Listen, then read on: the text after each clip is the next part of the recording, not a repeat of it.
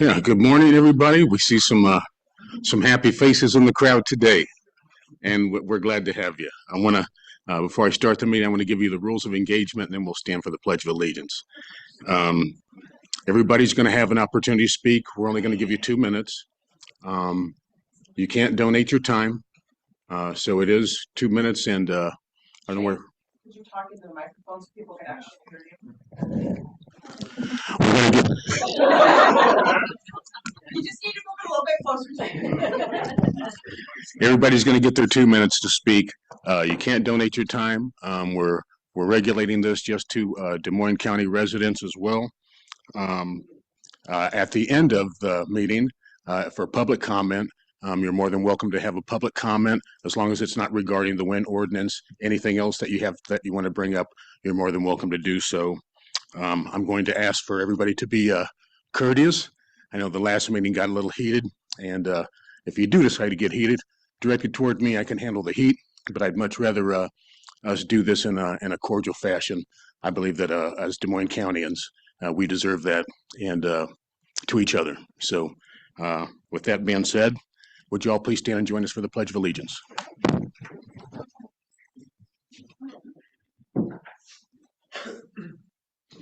Allegiance to the flag of the United States of America and to the republic for which it stands, one nation, under God, indivisible, with liberty and justice for all.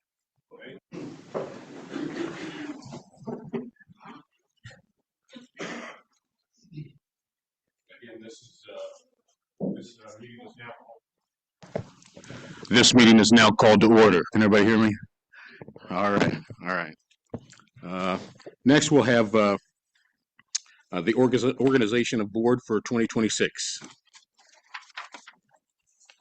I make the motion. Shane McCampbell, chairman, and Tom Broker, vice chair. Second. Sierra Marie. Jim Carey? Yes. Tom Broker? Yes. Shane McCampbell? Yes. Gentlemen, are there any changes to the tentative agenda? I have none. Okay. Next, we have meet with department heads and elected officials. Can't hear you. Next, we'll have meet with department heads and elected officials. Everybody got me that time? If you can't hear me, make sure somebody feel free to let me know. And I want everybody to be able to hear this. So let me move this microphone just a little bit closer. close to the microphone. There you go. You're right. Okay. Chris Lee, Conservation. For the discussion day. Okay. Board meeting tomorrow. Okay. Trent Hinklevic, County Attorney. Lisa's here. Lisa Schaefer, County Attorney. I didn't know you were promoting Trent out of turn. We are pleased to have a personnel action. I'll go ahead and stand up. I'm used to talking really loud because I'm in this courtroom and do it on a daily basis. We are pleased to announce that we have a new attorney starting. Yes. Personnel action. Blake Vieira, who is leaving the Henry County Attorney's Office and is joining our office here in Des Moines County. Sweet. He's been an assistant county attorney for several years. So he's coming in with lots of experience in criminal prosecution. So when my tenure comes to an end at the end of the year, he'll be easily able to step into that role. So we are very pleased. Other than that, we had a very busy holiday season. I'm sure those of you who are on Facebook saw that. We just had a very busy holiday season. So our little lull that we have for the holidays is now over. And now we're getting ready to really start ramming and jamming for at least the first part of the year. We have 3 murder trials coming up over the next 5 months, plus all of the other stuff that we deal with on a day-to-day basis. So we'll be staying pretty busy. So we're very, very pleased that Blake is joining us to alleviate some of the stress on the prosecutors. Thanks. Thank you. Angie Vaughn, Safety. Good morning. Don't have a lot to add this morning. This month we are doing AED training. We now have AEDs in almost all of the buildings within the county and the city. So we'll make sure that the employees are trained on them, comfortable using them, so we know if we have access to them. That's probably the biggest thing on this. All righty then. Sarah Marie, County Auditor. Good morning. It's heavy in budget season, so working on that. Election time will be here before you know it, so getting prepped for all that as well. Staying busy as usual. Okay, Natalie Stefano, Recorder's Office. Good morning. Everything's well in the recorder's office. I'm just here for the discussion as well. Jared Lassiter, Land Use. Land use is keeping busy as usual. We'll have a couple of minor subdivisions to the board most likely next week. We'll also have the annual appointments, reappointments on the various boards and commissions, the zoning commission, board of adjustment. That's all they expire at the end of the year. So we'll work on coordinating with those folks and bring the recommendations to you here in the coming weeks. Apart from that, I have nothing else to report. Okay. Brooke Marlin, Veterans Affairs. Good morning. Nothing really new to report. Just been busy. Here to take with that discussion. Krista Poggemiller, Health Department. Good morning. We're also keeping busy. I want to remind everyone who's COVID has flu shots available, and immunization clinics are made for report every Tuesday. So there's no point discussing it, but that's all I have to report. Rodney Bleasner, Maintenance. Good morning. Just keeping busy, working on finalizing the budget. Got the budget hearing next week, so just kind of working on that. Other than that, nothing new to report. Thank you. KG, Kevin Glendenning. Good morning. As Lisa noted, same thing for us. Really busy on the law enforcement side. It's been a busy couple weeks. The results of that, our jail's at 101 adults this morning. We have 2 juveniles out of county. 26 total out of county right now. A couple going out, but our list isn't really long for the prisons or residential facility right now. So hopefully we'll get some things moving along to clean up our population. Administratively, we met with Meadville City Council last night for the annual law enforcement agreement. No issues there, so we shouldn't be seeing that come through the board for final approval on that. We did ALICE training on Friday with the West Burlington School District and the West Burlington Police Department. Really good training, something that we try to do at least annually with faculty and then again with the entire school present. So we got that done with West Burlington. And this week we had the 911 budget planning meeting. That'll be Thursday, and the emergency management budget planning meeting on Wednesday. So we'll get some budgets in mind for the next fiscal year. That's about all I have for the board. Okay. Brandon M., anything from it? Not really. Just keep busy and let's move report. That's short for IT, just in case anybody wanted to know. Okay. Who did I forget? Brian Carter. Good morning.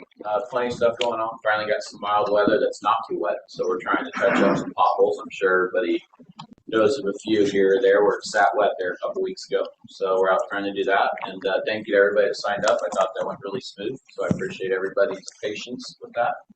And otherwise, nothing else other than Sarah. They brought up copies of this ordinance. Do you want me to just put it out in the stack in there? Okay. All right. Otherwise, nothing. Thank you.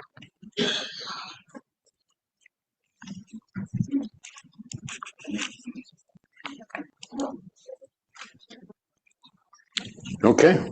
Now that brings us to number 5, discussion and vote. First, we have a public hearing to adopt wind, solar, and battery ordinance number 64. Motion to open a public hearing. Second. Moved in second. Sarah Marie. Tom Broker, Yes. Jim Carey. Yes. Shane McCampbell. Yes.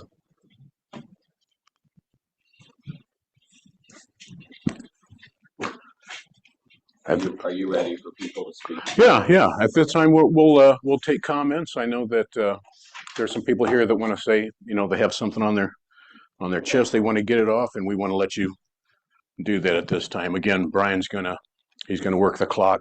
So I'll call on you. I'll also have a timer.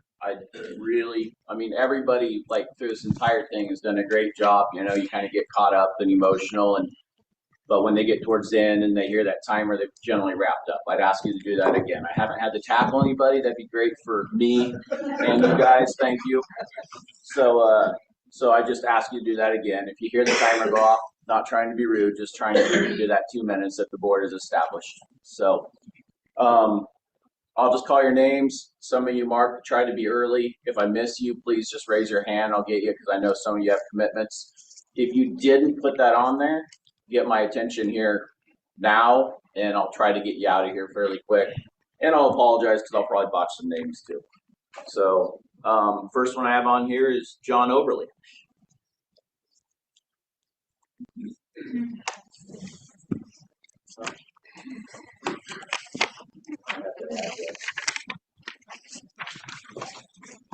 Hi, guys. J.O. Okay, my name's John Oberly. I'm from New London, Iowa. I'm here to speak for both my wife, Sandy Oberly, and myself. I've been in Des Moines County all my life. Never had an opportunity like this before. Let me start by saying that I bought my property as an investment, so we are participating landowners. This project, Big River Wind, will be one of the largest tax contributors in Des Moines County. Des Moines County is losing its edge where economic development and growth are concerned. And we have had so many companies close their doors, resulting in lost jobs. We need to stay competitive and viable, especially in this age of technology. We need energy now. This is an opportunity for our county to engage in change, diversity, and growth to ensure that we stay financially and economically.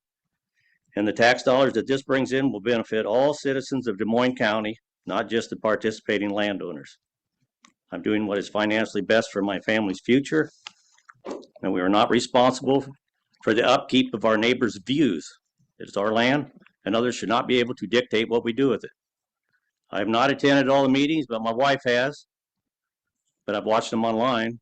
So I would like to say how sorry I am that you supervisors have had to endure all the accusations, mudslinging, and comments that border slander and defamation of character. You guys are doing a great job and don't deserve this type of treatment. Lastly, I want you to know that your ordinance is a good one, a safe one that you have ensured that all the T's are crossed, all the I's are dotted. You've had the tremendous task of sifting through all the information you have received to separate fact from fiction, and have done your own research. You put countless hours into creating an ordinance that keeps all residents in Des Moines County safe while still allowing progress to take place in our county for economic growth. Thank you for all your hard work. And with that, I applaud you. Thank you. Thanks, John. Carol Bartles. Man, they got all the cool kids here today. All right. Yeah. My name is Carol Bartles. My life and career have been guided by community building and stewardship of land and resources. I have a degree in agronomy, and I worked for 11 years as a soil scientist with the NRCS and in the USDA. I worked in Missouri and Nebraska. Later, I worked for several years as a wind farm specialist in Missouri, Indiana, and Illinois. I worked especially in DeKalb, Illinois area. The DeKalb landscape is very similar to Northwest Des Moines County, and is with clear ordinances. A wind farm can work well here. Health concerns are raised about wind turbines. It's important to separate fear from facts. The health effects often cited in public are not supported by substantial, credible scientific research. This brings me to 2 points. First is bats. If bats are present in a wind farm footprint, this is determined by the biologist. If a population exists, mitigation is required. If they don't, this issue is not present. Second is aviation lighting. Today's technology allows lights to activate only when aircraft are present, significantly reducing their impact. Beyond these 2 points, it's natural for communities to feel uncertainty and about change. Power lines were once controversial, telephone lines controversial. Today, they're simply part of the landscape. Wind turbines will follow that same path. The proposed wind energy ordinance provides a responsible framework, protecting the environment and safety, while delivering real economic benefits, revenue to the county, income to farmers, and improved roads. For these reasons, I respectfully urge the Board of Supervisors to approve the proposed wind energy ordinance. Thank you. Thank you.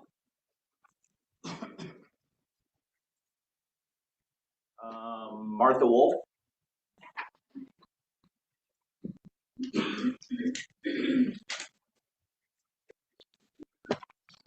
I'm Martha Wolf and President of the League of Women Voters of Southeast Iowa.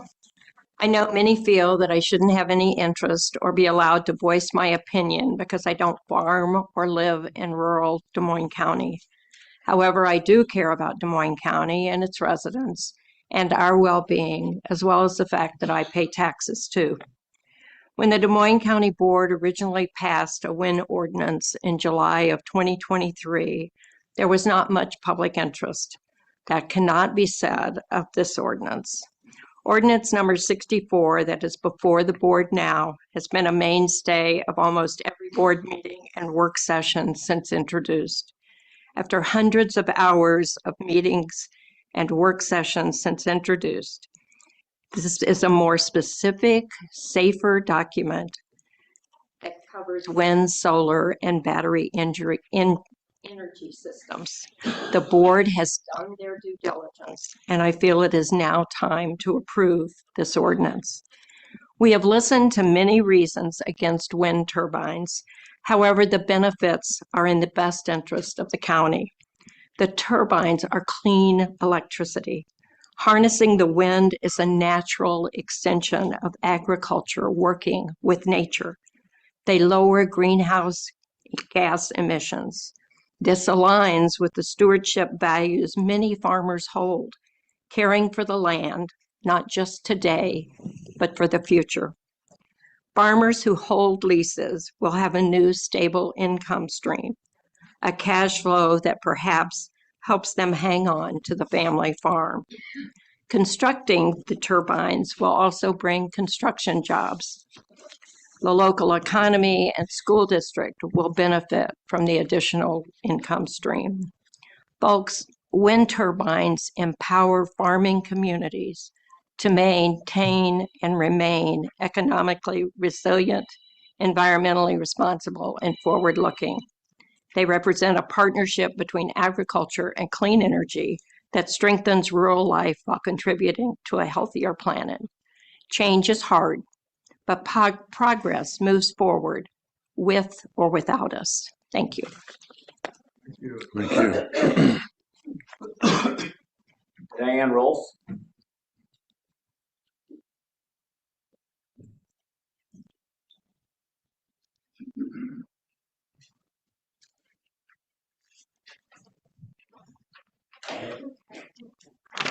Good morning. Morning. Diane Rolfs. I would like to address the insufficient setback of 715 feet from non-participating property lines. Where our property line begins, this is our cornfields, this is our bean field and our hay field. This is our livelihood. As you know, a wind turbine can throw debris more than 4 times the height of the turbine. For a 650-foot turbine, that's 2,775 feet. Fiberglass debris in our corn, beans, and hay ruins it for sale. How is it fair to a non-participating property owner? We didn't sign up for a wind turbine. We are not receiving any payments. The leaseholders are receiving approximately $25,000 per turbine per year. They are the ones who knowingly and willingly assumed the risk for having a turbine on their property. They should be assuming all of the risk and all of the liability for potential land contamination. It is reprehensible for you to force this kind of liability on us. During a thunderstorm, lightning will strike the tallest target. That will be a 650-foot wind turbine. You are simply playing Russian roulette with our land. When you each took office, you swore an oath to be fair and impartial. The residents of Des Moines County expect you to live up to that oath.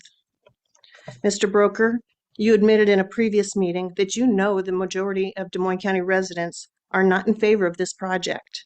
If you are not here to serve Des Moines County residents, then who are you serving? Shane, thank you for supporting 3280 as a setback for non-participating property lines. That is a responsible proposal. Jim, please join Shane in setting a fair and safe property line setback. As much as you want to be done with this ordinance, I know your conscience will bother you forever if you push through unsafe setbacks that ultimately harm residents. Please do the right thing. 3280 would be ideal. Even 2775 would be a reasonable setback. At a minimum, 1800 or 3 times turbine height would be a fair compromise. But 715 feet is absolutely not acceptable. Thank you. Thank you. Dan Denny.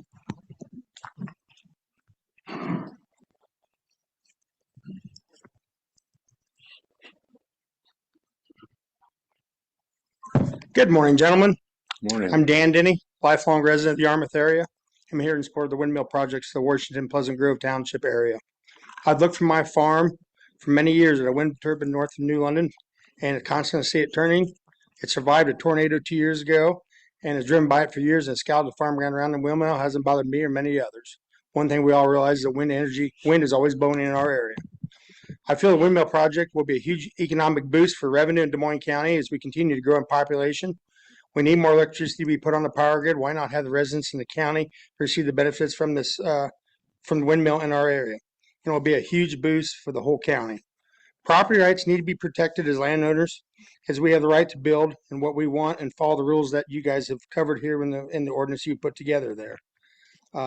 There's over 1,000 turbines that are over 600 feet in the whole United States. This is not an experiment, and it is it has no issues on going forward on it. I also want to thank you guys for going through all this. All right, it's been a tough, long summer for you guys.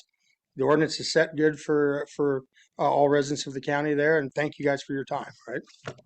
Thanks, Dan. Patty Joe.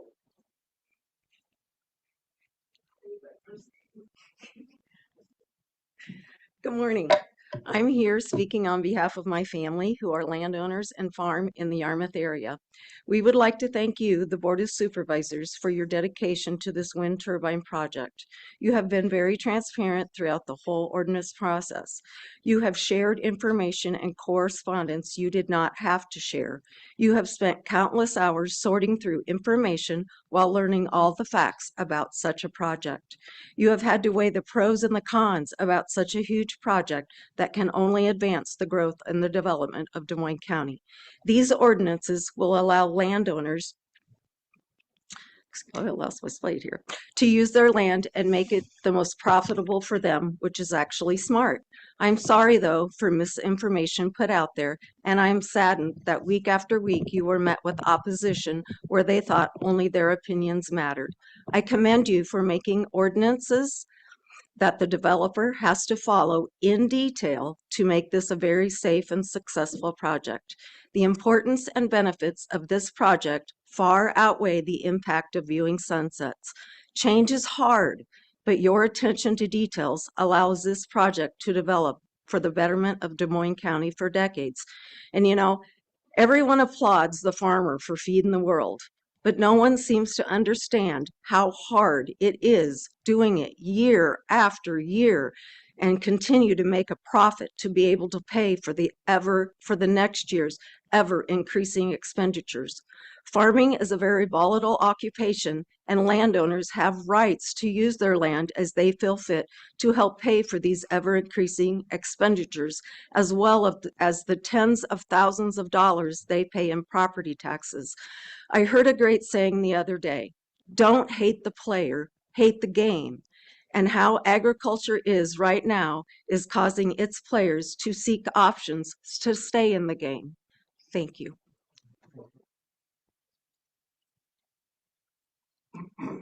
Wendy Wurtzel.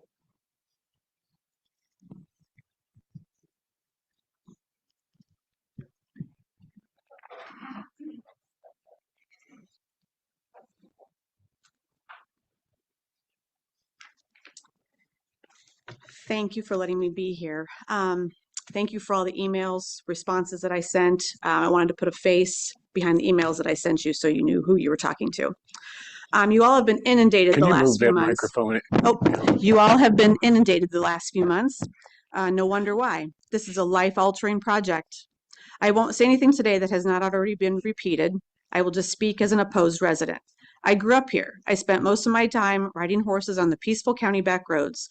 I recently moved back with excitement to a slower paced way of life. To my surprise, the county has been duped into allowing these non-efficient towers.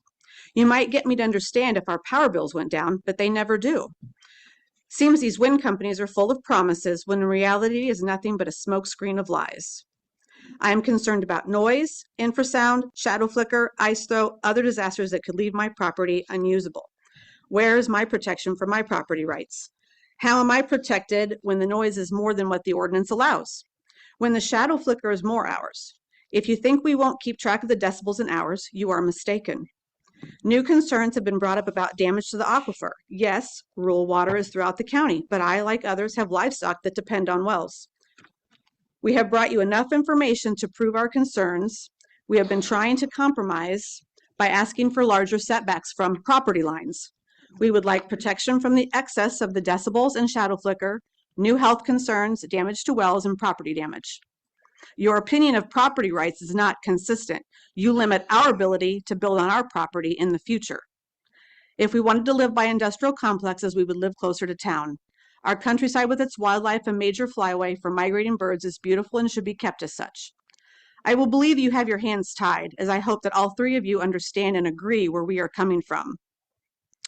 Just know where I stand, and like others, we won't go away. You can change the ordinance if you wanted to, and that tells me all I need to know. What a shame.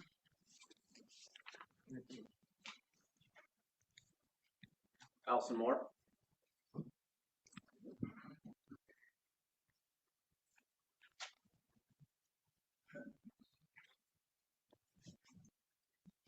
Good morning. Morning. Okay, let me start off by saying I can't imagine being in your shoes and the huge duty and responsibility that falls upon you. But even more, I cannot imagine ignoring over 1,000 emails full of concern, worry, information, and facts. I can't imagine trying to push this through the end of this process through so fast that you think it'll help you guys rest easy at night once it's all said and done. What happened? What was the change? We started this process to make Des Moines County safer, and thank you, Shane, for coming around. But suddenly something shifted. You guys no longer let us speak during work sessions, which in my mind was a huge disservice. You ignored the thorough recommendations of the local conservation board and didn't even care to wait until you receive advice from the Board of Health. I like you guys, I really do, but I feel like this board is on puppet strings with a giant corporation from out of state that is so big that it has to hide under at least 3 names and sneak in here and sign up valuable farm ground, preying on the uninformed, coming into our beautiful county, trying to turn it upside down. It's shameful.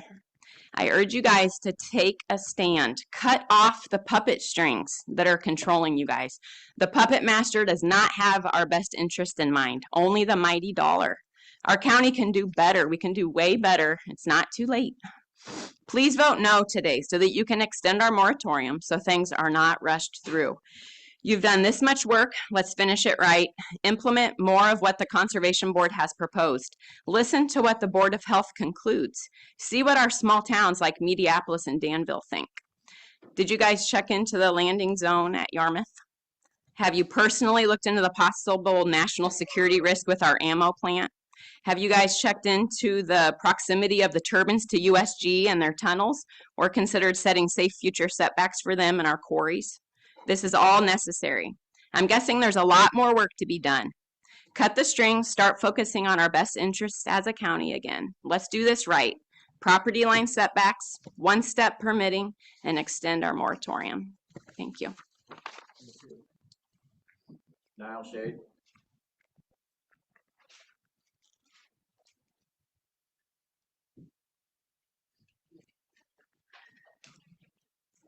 Niall Shade, Mediapolis.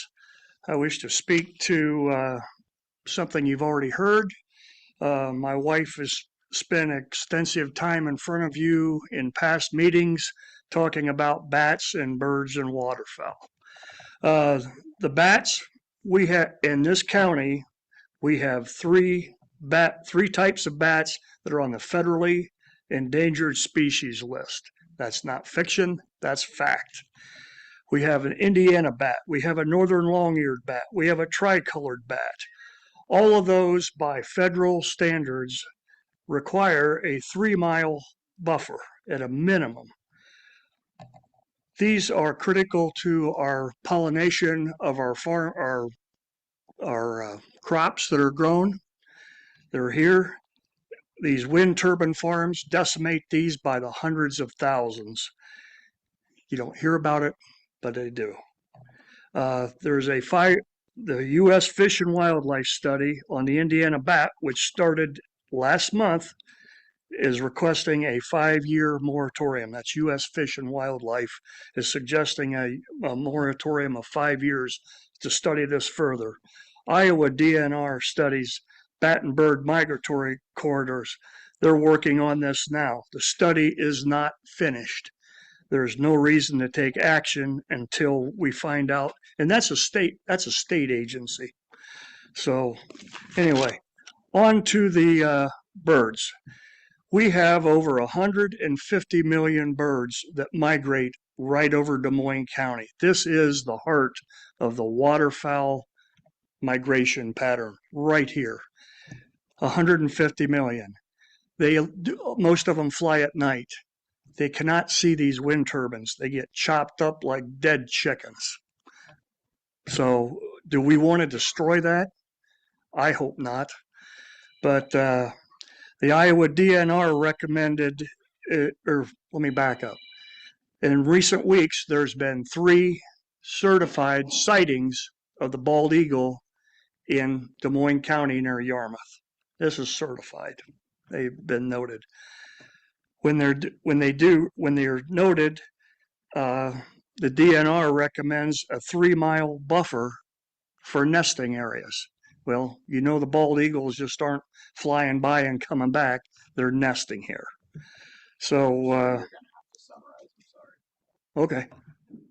Well, that's it. I just think we need to have more of a moratorium to study these and take care of them. Thank you. Lori McCree.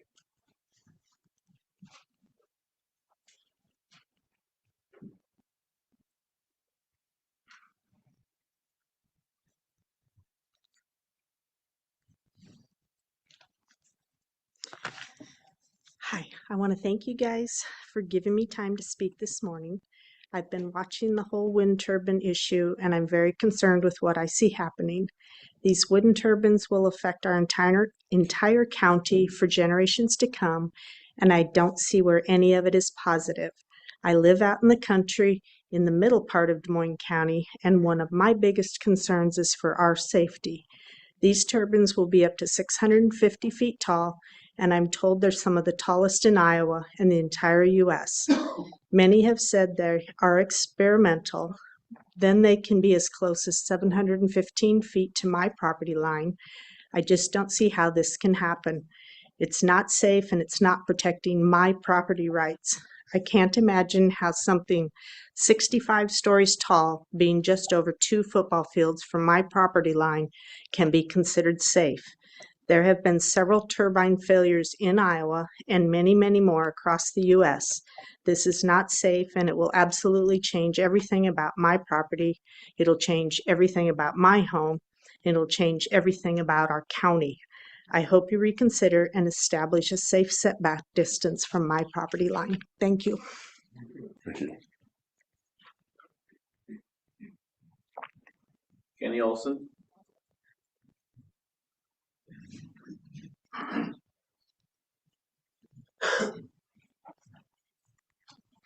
To our new chair and supervisors, thank you for the opportunity to speak today. I want to focus briefly on a few things: the financial structure of wind turbines, the practical impact of setback decisions, and how those choices affect local participation and revenue.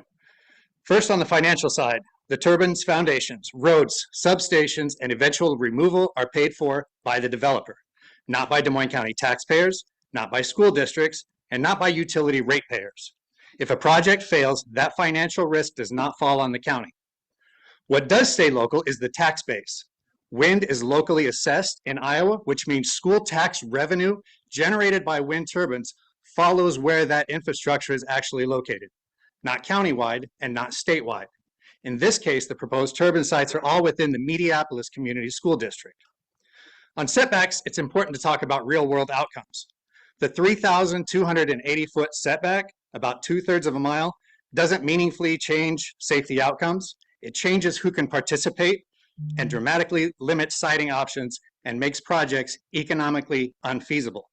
In practice, that functions as a de facto ban, not because anyone calls it one, but because no wind developer will site a project under those conditions. The safety record used as a basis for that decision matters here. There have been no documented deaths or serious injuries to members of the public from wind turbines in the United States during decades of operation under existing setback standards. Zero. The question before the board really isn't whether wind can be operated safely, because it already has been for years. The question is whether the county will adopt current setbacks in the draft that manages risk while allowing participation, or setbacks that effectively prevent wind development altogether. And I also want to say that I really appreciate the serious attention and time that you gentlemen have given this, and I would like to support the ordinance in its current draft. Thank you very much. Ron Helling.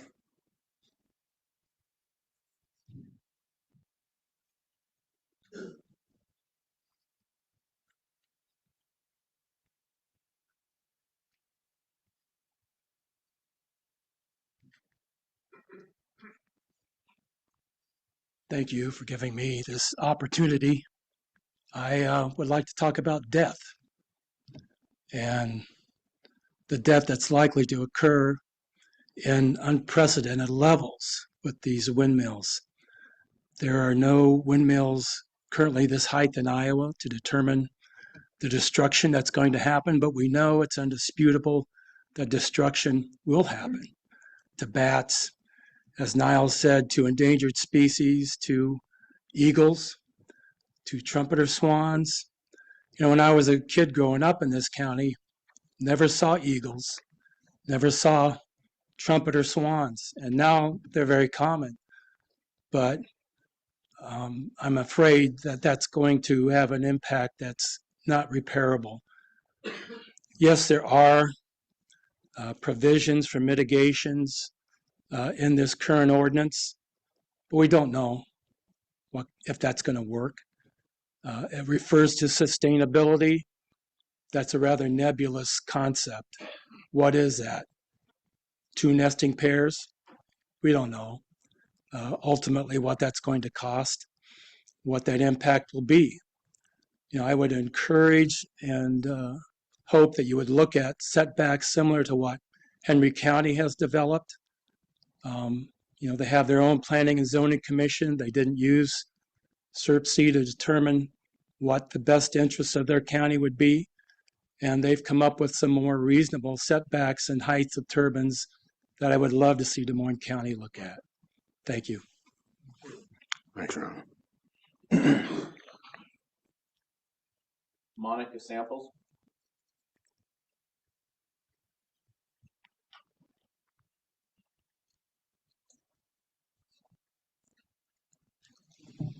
Good morning. I'm Monica Samples. Property rights are laws that allow individuals to do what they wish with their property, so long as it does not infringe on another's property rights. One role of government is to protect property rights, and in this case, it's the county's job to do that through this wind energy ordinance.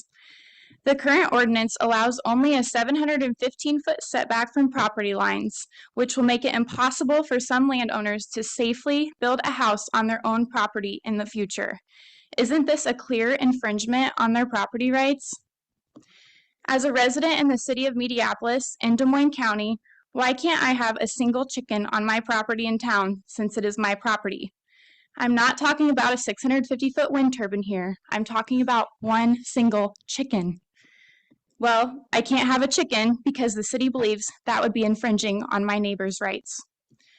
Ordinances can be seen as limiting, but they exist to ensure the safety, health, well-being, and equal property rights of all landowners. Now, I would like some audience participation here. If you are in the audience and you are in favor of the current ordinance, If you believe it sufficiently protects the safety of our county and the property rights of every resident, please raise your hand. Thank you. You can put your hands down. Now, if you are not in favor of the current ordinance, if you believe it violates the safety of our county and the property rights of our residents, please raise your hand. Let's also not forget the hundreds of emails you have received by people who could not be here in person today. Des Moines County Supervisors, our ordinance should exist to protect the safety and health of all residents and their property rights. Our ordinance should not exist for the protection of a big corporate wind energy company, a few landowners, and their profits. When profit trumps people, our leaders who allow this have utterly failed to protect us. Please represent the majority of Des Moines County residents and extend the moratorium, increase the setbacks, and strengthen other measures to ensure equal protection of property rights, as well as the safety, health, and well-being of our beautiful Des Moines County. Thank you. Thank you.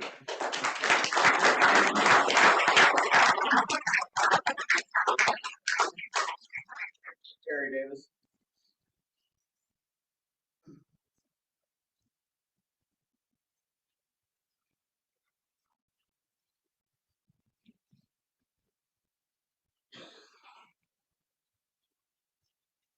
Good morning. Morning. Terry Davis. I'm a member of the Des Moines County Conservation Board. The Conservation Board has submitted 2 recommendations for setbacks. They were rejected.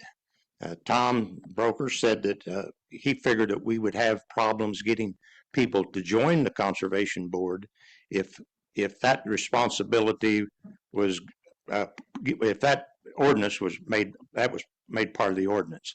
Tom, we may have problems getting people to join the Conservation Board if they have no say in conservation. And by rejecting those, you're telling the Conservation Board we don't have any say. That's one point. The other point, I would recommend that you listen to your county attorney about 1 permit, not 2. The other thing is you need to listen to the Supreme Court in Iowa and make a decision after that Supreme Court rules.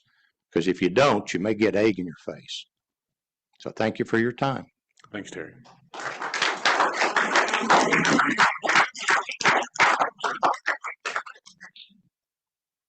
Randy Hollingsworth.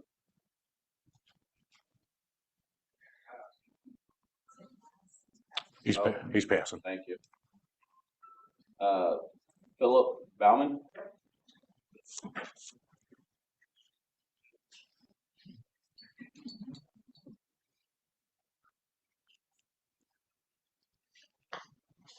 What's up, Phil? Good morning. I'm Philip Bauman, and I understand we do need more energy resources, but these windmills are not the answer. They're inconsistent and, for some, pollute the landscape. Okay? You're proposing 40 wind turbines, and these 40 wind turbines are going to have 40 flashing lights in unison on them. We have a radio tower next to our house. It's 432 feet high. On a clear night, I can see that light on that tower at the junction of 78 and 61. That's 11.6 miles away. Okay, these wind turbines are going to be 650 feet tall. You're going to be able to see them from a lot further than 12 miles away. Okay, I know you guys have done a lot of work on this, but why is the decision coming down to just 3 people on the board? With the people that need to vote on this needs to be on the ballot. The people that have to live with these things day in and day out, with the noise, the vibration, the shadow fluttering or flickering, and of course the lights at night. Okay, I enjoy going out at night and looking up the sky, but with these windmills, there's going to be 40 of them across the landscape, screwing up my stargazing. Okay, what do we need to do to put this on the ballot for this fall? To get it out of your guys' hands? How many signatures do we need? Signatures, and how? At what time frame? Okay, this is bigger than just 3 people everybody in Des Moines County should vote on this fall, whether they want it or they don't want it. That'd be end of discussion. Thank you.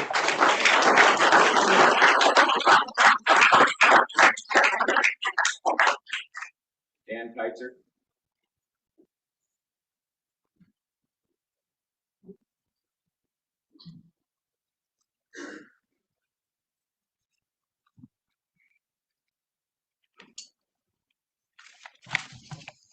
Hi, my name is Dan Keitzer. I'm a farmer and a lifelong resident of Des Moines County. I truly am not negative to wind energy development, but truly believe that it needs to be done in a well thought out manner with safety of property and human life of utmost importance. And looking at the original wind energy ordinance passed in 2023, it states that the setback from a non-participating resident is 1,800 feet or 2 times the turbine height.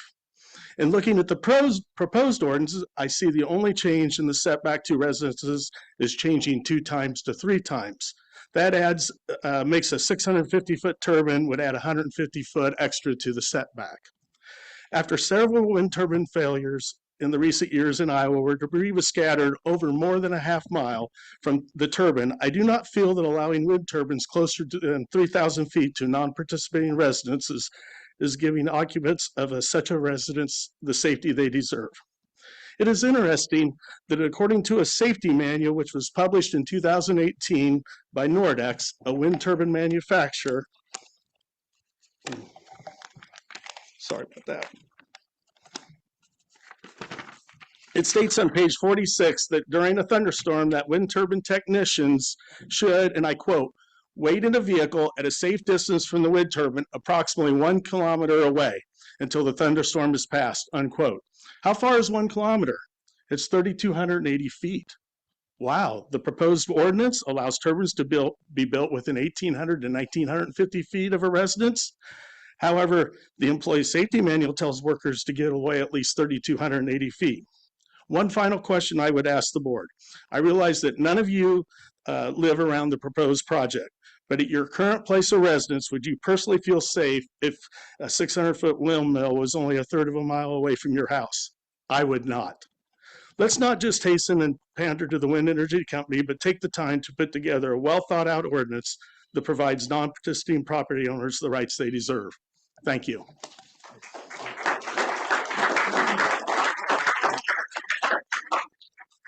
Keaton Keitzer.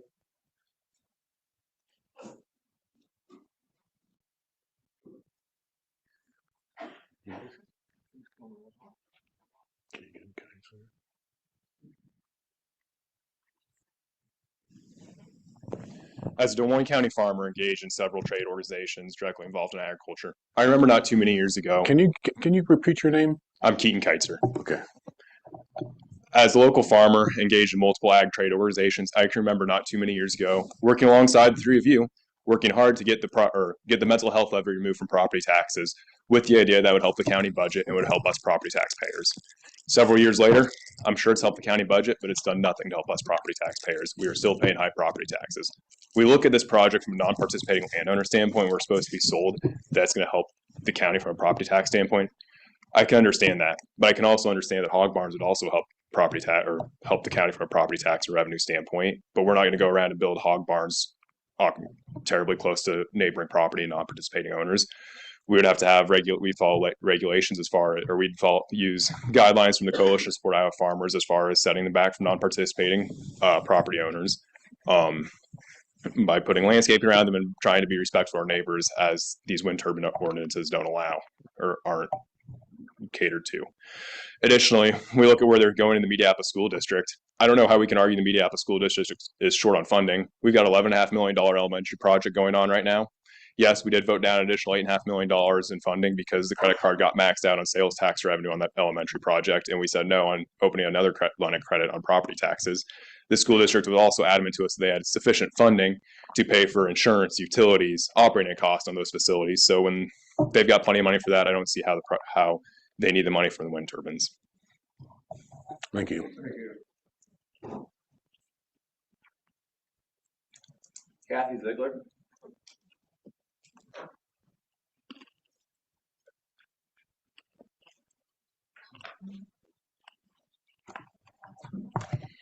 As a retired biology professor and a former member of Des Moines County Conservation Board, my concerns over this ordinance relate mostly to wildlife. Wind turbines kill birds and bats. That's a known fact. Estimates show up to 1 million birds and up to 2.5 million bats a year are killed by turbines. As an agricultural state, we need to protect our bats. They are one of our biggest pest insect reduction strategies that farmers have. Bat Conservation International estimates that they save U.S. farmers $23 billion a year by insect reduction. Article 11 of the proposed ordinance begins to address wildlife and makes some good points, but I think it falls short. My first concern is a little bit technical. The term licensed professional, certainly we want people who are qualified to do the surveys for birds and bats, but birds and bats are usually surveyed either by visual or acoustic studies, and by using the term licensed, we do have licensed professionals that do bat surveys, but they are under under federal licensing, and they actually capture the bat. So this could create a restriction that might potentially reduce the ability to identify areas where we have bat populations, because we can't find enough individuals who are federally licensed to do an actual capture study. My second concern is, like a lot of the people today, the minimal setback distances. Iowa hosts 9 species of bats. 3 of those are endangered species, and all 9 of those species have been found on multiple Des Moines County properties, conservation properties. In addition, actually all of those species have also been found on private properties, because we've been doing acoustic bat surveys in the county for quite a while now. Excuse me, I'm a little nervous. So because these bats are also documented on private properties, we need to consider them as part of the ordinance. The 2024 U.S. Fish and Wildlife Wind Energy Guidance for tricolored bat, which is one of the endangered species, gives 10 miles from a known hibernacula and 3 miles from summer occurrence. Summer occurrence is important because that's where they are roosting, raising their young, and that's also where mating is going to occur. We have tricolored bats in the Des Moines County conservation areas and on private properties. Okay, summary, we should follow the USGS recommendations and add 3-mile setback to private property that has documented bat populations of endangered bats, and add Stars Cave 10 miles for a hibernaculum. Thank you. Thank you.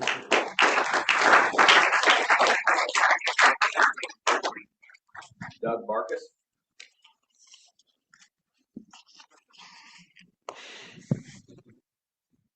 Morning, gentlemen. Good morning. I'm going to take a different tangent on this because I look at this thing a little differently. I attended a meeting at the Danville Community Center in April of 2023. Melanie Patton mentioned in her speech that evening that this is a spiritual battle. And I truly believe that. This is a battle between good and evil. And I want to read 2 Bible verses. 2 Timothy 4:3-4. For a time is coming when people will no longer listen to sound and wholesome teaching. They will follow their own desires and look for leaders who will tell them whatever their itching ears want to hear. They will reject the truth and chase after lies. You guys have been deceived. Truth is truth, whether you believe it or not. Jesus said in the last days, the biggest issue would be deception. Well, we've been in the last days for 2026 years now. And you have fallen under the love of money. The Bible also says you can't love God and love money. You will love one and you will hate the other. You cannot serve God and serve money. Thank you for your time.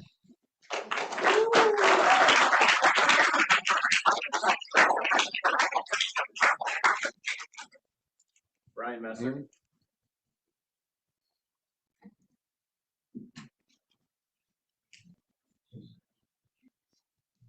Morning.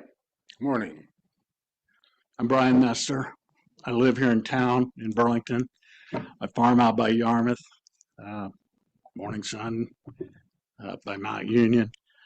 We have agreed to participate in this program with the wind company. The participants out here aren't a bunch of rubes who've been taken advantage of. We've studied this. We've recognized the risks. We've also recognized the rewards. Guy up here talks about being afraid of money. We're a capitalistic country here. We have to figure out how we can make enough money to do that living the way this guy wants us to. And we all want to do that. I hate to see that the community is so divided over this issue.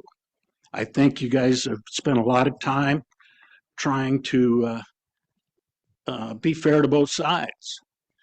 I think your setbacks are way too big. Nobody's going to. When I bought my farms,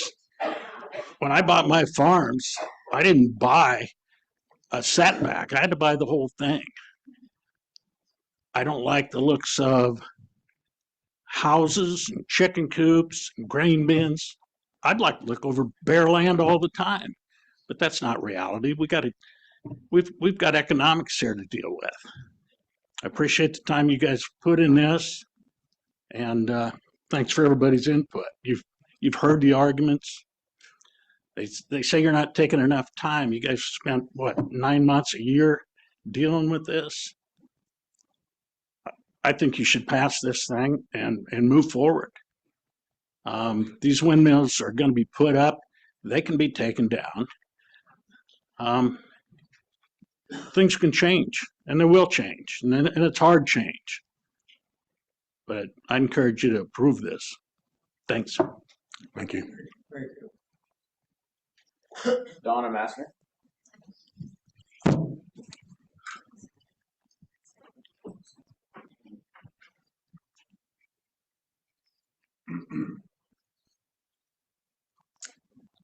Good morning. I had no idea I was going to have to get up here and speak in front of the microphone. Ron is my husband, and he was not able to be here because he had to be in the office this morning. But we live north of Mediapolis, and I've just recently been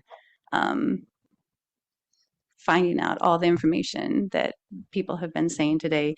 And when I think about the possible height of these wind turbines is 650 feet.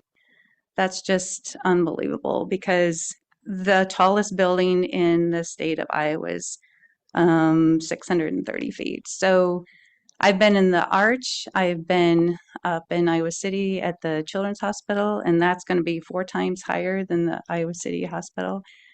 To think of these turbines that high is just, it's incomprehensible. And we live out in the country and we enjoy the beautiful sunset and without turbines, but that's not as important as the safety of these. And I just am a praying woman, and I've been praying for you, and I'm praying for the whole situation. And I just know that God cares for people, and he cares for land, and he cares for the animals. And I just know that we're supposed to be diligent and wise in how we serve this. So just consider all the things that have been said. Thank you for your prayers.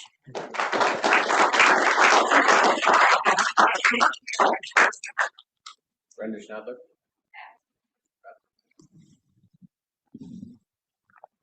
David Cochran.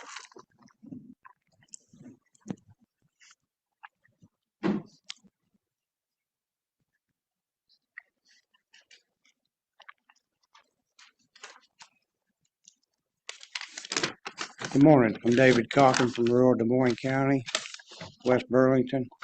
I have many concerns regarding this ordinance, but today I will focus on conservation. My late father-in-law, along with many others, worked hard to make Big Hollow a reality, a place where nature could be explored, experienced, and appreciated.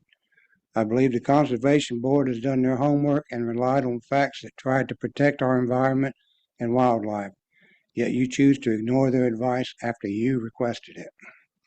Each wind turbine has 800 gallons of oil for the gearboxes and 1,200 gallons for the transformers. Oil spills do happen with turbines. An oil leak from a wind turbine would not only contaminate the crops, but also the groundwater, residential wells, and nearby streams and Big Hollow Lake.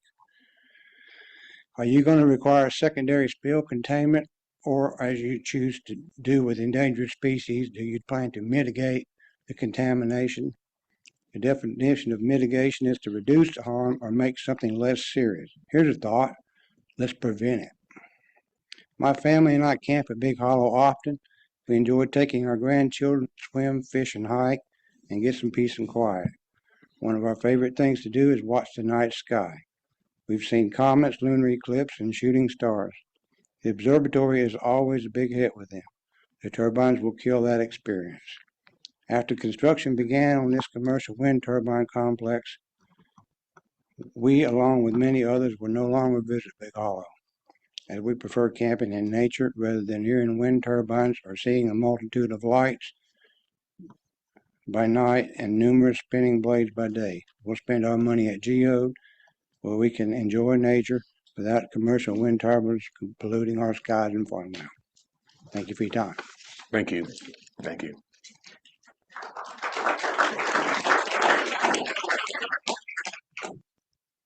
Julie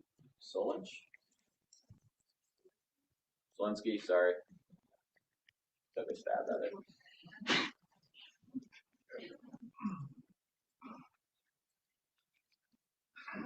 Good morning. Hi, Julie Slinsky, Middletown resident, County Conservation Board. Just want to echo what the fellow board members have said and thank Kathy Ziegler for indispensable in informing the board and her expertise on bats and their economic benefit to agriculture and our unique position along the Mississippi Flyway. So I'm not going to repeat. And I was disappointed that none of our recommendations, the first ones were probably a bridge too far, and I understand that, but sometimes you do that. But certainly the second ones, I would have hoped we'd seen some incorporation of those. But I guess what I'm, to move on to, if and when this gets passed, I do believe that the wildlife mitigation plans are only as strong as the collaboration between the board, us, DNR, Fish and Wildlife. I have not given an opinion one way or the other about passing the ordinance, but I do know if it does pass, there's some real teeth in that mitigation plan, but it would be up to all of us involved to make that happen. I worked at the ordinance plant for a long time, involved in a lot of consultation over environmental issues, and it can be a high bar for people wanting to develop, and I think it's our obligation to make it what it should be and protect the resources of our county, however this comes out. So thank you for your time. Thank you. Thank you.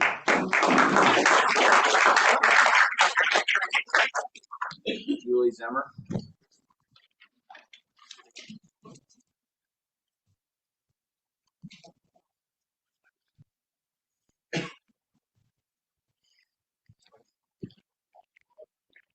Hi, I'm Julie Zimmer. I live in Sperry. I'm also a registered nurse and I have some health concerns. Wind turbines produce infrasound, which can lead to health and wellness issues for some people and animals. Some symptoms include negative effects such as stress reactions, sleep issues, migraines, nausea, dizziness, tinnitus, among other ailments that mostly impact the autonomic nervous system. Some studies show that it harms milk production and fertility in animals, and it may cause harm to animals' tendons and ligaments. It is clear that more research needs to be done in this area, but until we have a couple of decades of what these huge 650-foot wind turbines can do to human and animal health, we must proceed with caution. Look how long it has taken to see the effects of so many things, including smoking cigarettes, eating ultra-processed foods, lead paint, mercury, and the list goes on and on. Based on the anecdotal stories we currently have, we have to consider if wind turbines, especially of such a high height, will end up on that list in a couple more decades. I am also requesting a moratorium. Thank you. Thank you.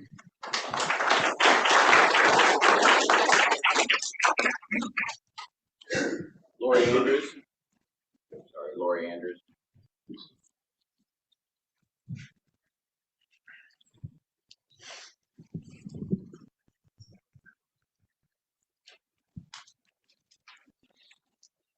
Good morning. Good morning. My name's Lori Andrews. I live 1 mile west of Pleasant Grove. If anyone has been attending or following the Board of Supervisors meetings this past year, they have seen for themselves that 2 of the 3 supervisors have made it clear that they do not want to hear or listen to anyone who is against the wind turbines.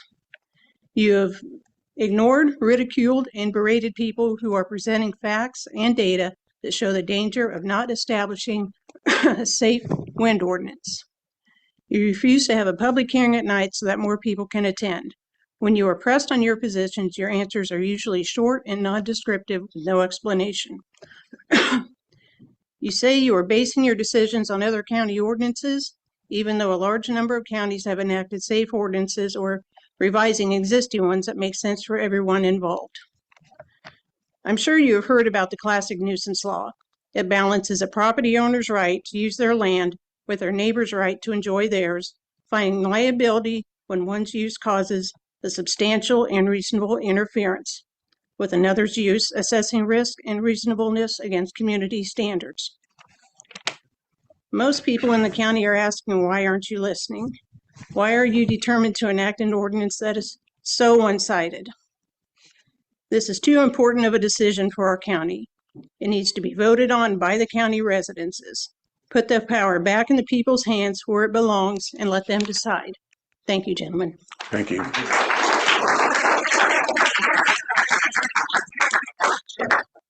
Mary Zeckler.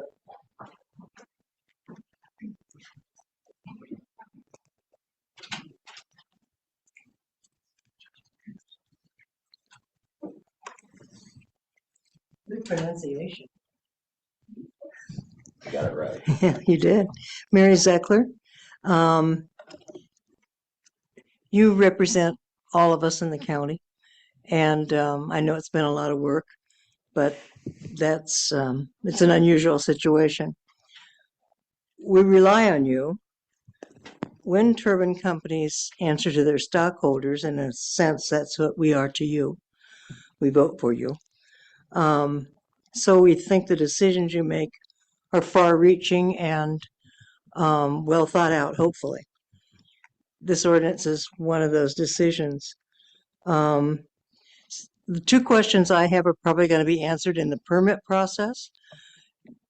Capping the project, that's of interest because some counties have not capped the project and have ended up with more wind turbines than they could really handle. Adair County has 535 of them.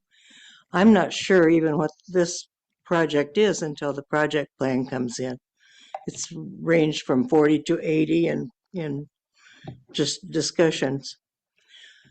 My second concern is that the revenue that you are anticipating might not be all that if you agree to pay for part of the infrastructure. That's not unusual for counties to enter in a TIF with the company to defer some of the taxes so the infrastructure can be built. It's expensive to build infrastructure. I don't know if you've even had a thought of that or if there's been any discussion at all, but I really hope when that comes up, it'll be on the table and you talk about it. There's too many things that are decided quietly without reasoning we can follow. So those are my 2 concerns going down the road with the ordinance. Thank you. Thank you.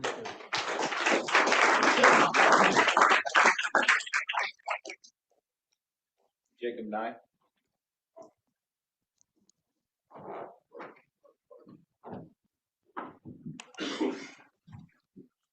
Big skinny. Don't hurt yourself, Jake. I'll try not to. Good morning. My name is Jacob Nye.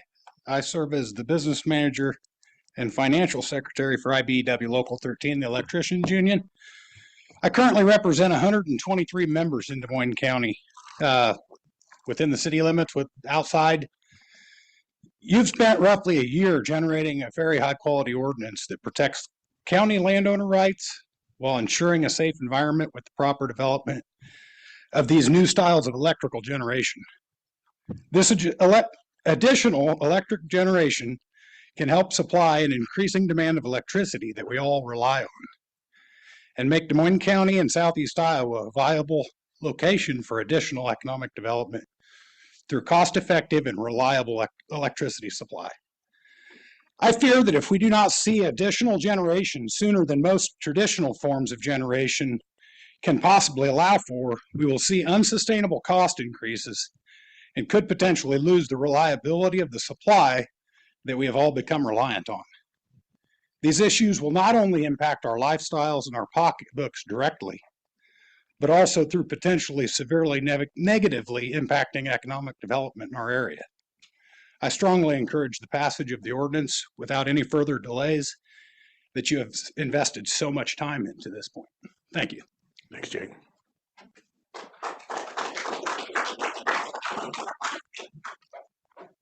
John March.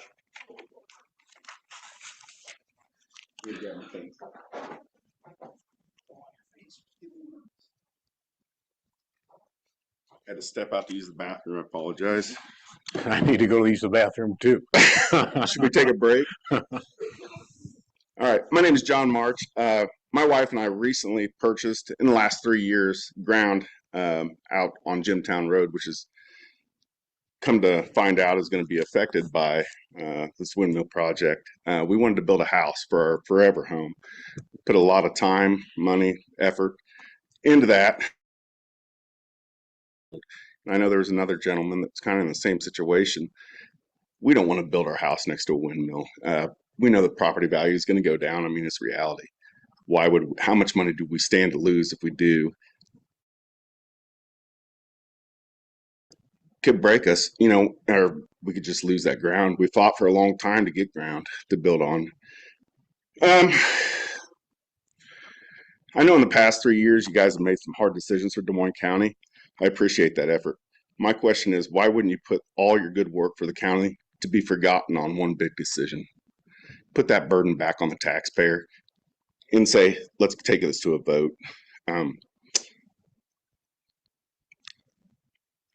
I feel like the decision you make will affect the growth in our corner of the county. That will affect our local banks, our local contractors, our local families, taxpayers.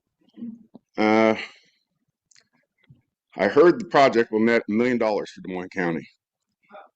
I thought at first, is that a piece? Is that $40 million? To me, it doesn't seem like that much money. It's $1 million. Is that right? $1 million for the whole project for us to see 40 windmills. So $500,000 of that, I've been told, is going to go back to the school. Which school? Mediapolis School. What about Danville School? What about Burlington School? What are they going to see out of this? My wife and I both work for a school district. Please consider what that means to the school. Will Danville School kids go to Burlington? Will they go to Mediapolis? I'm going to say if Mediapolis gets $500,000 of money, they'll come back or go to Mediapolis with an open enrollment. In closing, please put this huge decision back on the taxpayers. Let them decide. Take it off your backs. Thank you.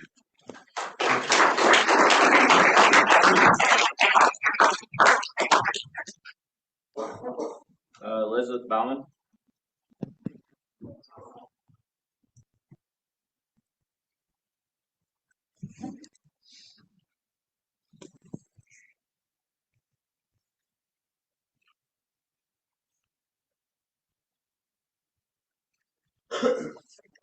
Thank you for your time and consideration on this. My name is Elizabeth Bauman. I'm a resident of Sperry. I've lived here for 8 years. I'm a state licensed mental health counselor. I took some facts out of the internet, and I know they're not always factual, but I did check my resources. In December of 2025, approximately 6,400 windmills were sited across 60 of Iowa's 99 counties. AES is not the only company on the sidelines touting windmills. By decreasing the property setback ordinances, you open the door to others, including and not limited to 1. Mid-American Energy, 2. Inva Energy, 3. Alliant Energy, 4. RPM Access LLC, 5. Next Era Energy. Among concerns, there's no accounted number of the gypsum mines in Des Moines County, though a major mine exists in Sperry. The transmission lines of windmills impact the gypsum karst, the dissolution, changing the dryness of the soil moisture. The construction affects the water infiltration and root growth. Up and above the dryness caused by the soil and those windmills themselves. Windmills will cause foundation stability and risk in the gypsum zones. Do we know where all the gypsum zones are? In 2025, EE Politico News reported an increased transmission lines, often through the seized property by eminent domain, to facilitate clearing of trees and structures to accommodate the wide right-of-ways that are needed to get these windmills where they need to go. The right-of-way causes the soil compaction, erosion, hydrology, a loss of habitat and fragmentation and clearing process for towers and roads. Windmills are visual clutter, and while disputed, a valid concern. We would not have purchased our property with a monolithic windmills visible. I see no absolute proof with transmission lines and windmills that they are not going to impact the ecosystems for the electromagnetic fields, not only if or how much it's going to impact. If the company's obtrusive windmills become obsolete, they belly up. What insurance is there that the dissolved business will maintain and remove these monstrosities if the windmill becomes decommissioned? There's a chance it can fall back on the landowner. Okay, so landmines are filling up. We'd have to have more landmines for these old blades. There's other options. There's Stenke turbines. There's bladeless turbines. There's underwater energy. There's other means, and I think that this needs to go to a vote. I pray it goes to a vote, and I think there needs to be a bit more research done. There's too many counties with too many windmills already. Thank you. Thank you, Beth.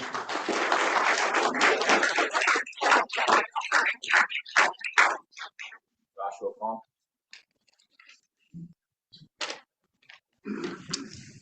Hello, everybody. I'm Joshua Qualm. I got a parcel just outside of Pleasant Grove and between Pleasant Grove and Yarmouth, just out by the gun club. My concern is the way the ordinance is written. It is not clear when I have to have my house built to get the 1,800-foot setback. I don't plan to build for another couple of years due to buying the property and having it reworked for a home. I'm asking the board to require an 1,800-foot setback measured from the property line, not just from an existing house. Right now, the larger setback only applies to the house that already exists. That means families who want to build in the future on non-participating land are left with much less protection. Their ability to build a home is limited before they ever get the chance. A property line setback protects current residents and future residents equally. It prevents one landowner's agreement from affecting what their neighbor can do with their own land, and gives certainty to families planning to live and invest their lives here. Once turbines are built, the impacts are permanent. These rules will shape Des Moines County for decades. I urge you to choose a setback that protects safety, property rights, and future working families by adopting 1,800 feet from the property line. Thank you. Thank you.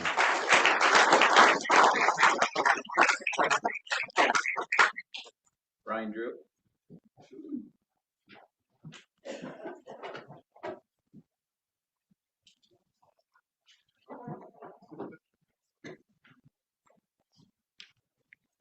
Morning Supervisors. Thanks for your time this morning. Ryan Drew, live here in Des Moines County. I think one of the things that hasn't gotten talked about today is, why we're in this predicament, right? We're not Henry County. Back in 2009, had we made the strictest wind ordinance ever existed, we wouldn't have the problem we have now, right? We started the process, wasn't a lot of outrage, went through with what we thought was a reasonable ordinance.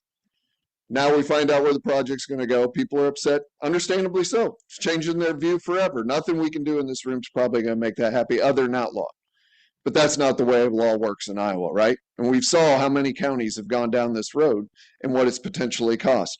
Page County was looking at a $20 million settlement. We sat in the boardroom maybe a month ago, and we couldn't find as a county $22,000 to donate to people who volunteered their time to redo that not clubhouse, but the store out at Geode. That's the financial situation, not just Des Moines County, but most counties are in Iowa. How would we ever, when you look at representing 39,000 people in Des Moines County, how would we ever say, that's the question. Are we willing to take this to court to get the ordinance that most people in this room that it's going to affect out there would like to see? And it would, and Clinton County flat out said it. The lawsuit is going to bankrupt that county. So as our three representatives for the county, the 39,000 that are in this county, we could take it to a vote, or maybe you could, maybe you couldn't, I don't know. But say it got voted through. A wind developer could still sue you and still bankrupt the company or the county. And that's ultimately why we have Board of Supervisors here to look out for our good, right? Because as we get caught up in Facebook posts or whatever else, there's still legal law that applies to these kind of things and that are going to govern. For us, I'm here speaking on behalf of the operating engineers in the Southeast Building Trades. We recently did a study on what a project similar to this, the solar farm down in Weaver, represented, and it was over $15 million. The commitment that AES has made to build with local workers represents an investment of $15 million, $9 million in wages, about 2.3 in health and welfare, 2.5 in retirement benefits, and almost $500,000 in our local apprenticeship programs. Big investment. As we look at Case shutting the doors, we need the tax revenue, we need the power. We've talked about this and appreciate your support on the ordinance. Thanks, Ryan. Brian Dingus.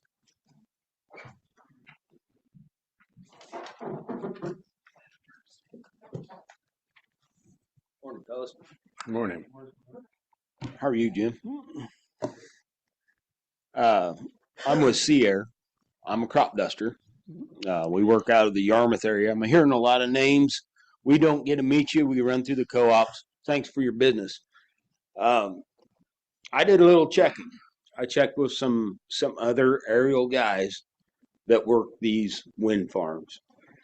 And there was two things that came up that I noticed that was the impact was it costs more to spray. We have to navigate these things. I'm not going to get into it about, I'm an airplane guy, so I don't like blades and I don't like wires. So that's that. But it costs more to spray. It's going to cost the farmer. It's going to cost neighbors. We have to navigate all around this. The other impact, probably the biggest one, was the timeliness. We are so tight on what we do as far as the application crop protection. And with these things, they just said that the timeliness dropped. We have to wait for weather. We have to, the rains, the fog. Yarmouth's kind of a foggy area in the mornings. We see a lot of fog up there. A lot of times we're sitting on the ground waiting, and it comes up. We get where we can see on the ground, feels safe. Now we're going, under FAA rules, 500 foot above. We're talking 12, 1,300 foot to safely navigate this.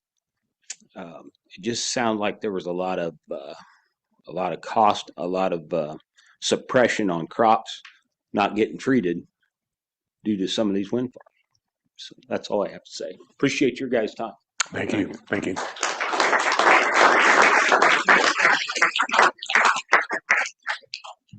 Lucy, I think, Lucy Moser.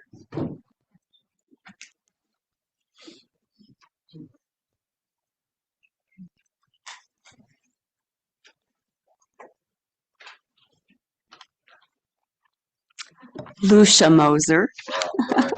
It's okay. I'm speaking in behalf of my family, particularly Colleen Rowland, who submitted this. She's currently tending to her bees.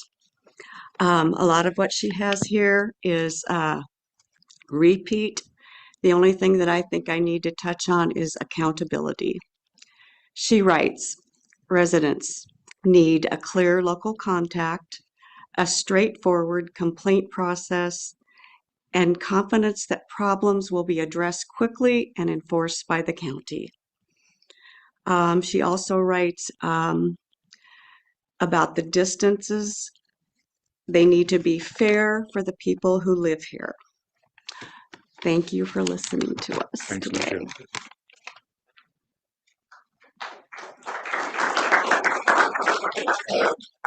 Tom Upton.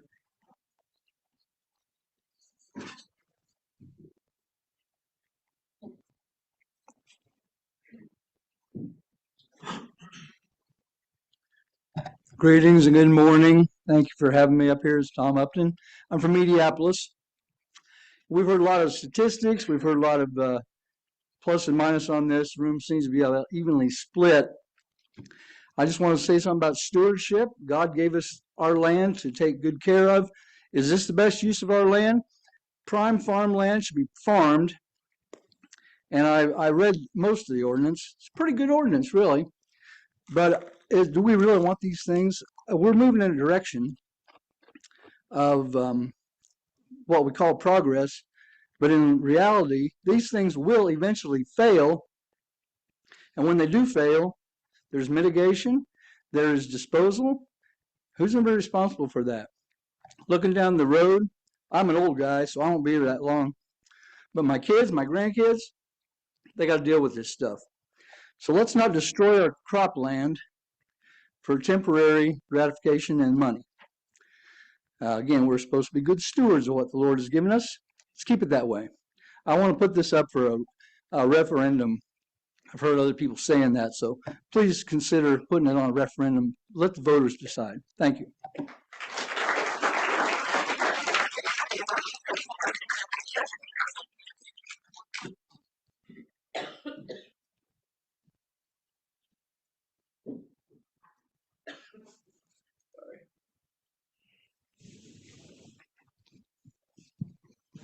I'm going to apologize in advance. I think William Steele. Sorry.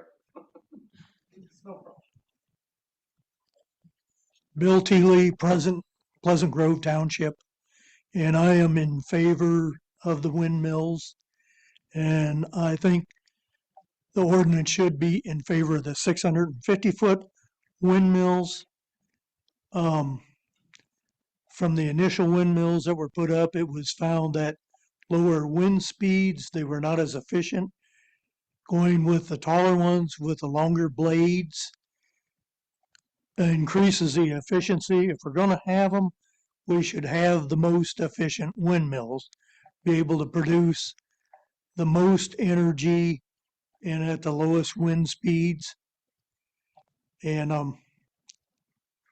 as far as the wind noise, I have a friend that works at Siemens. The noise comes from the air spilling off the back edge of the blades.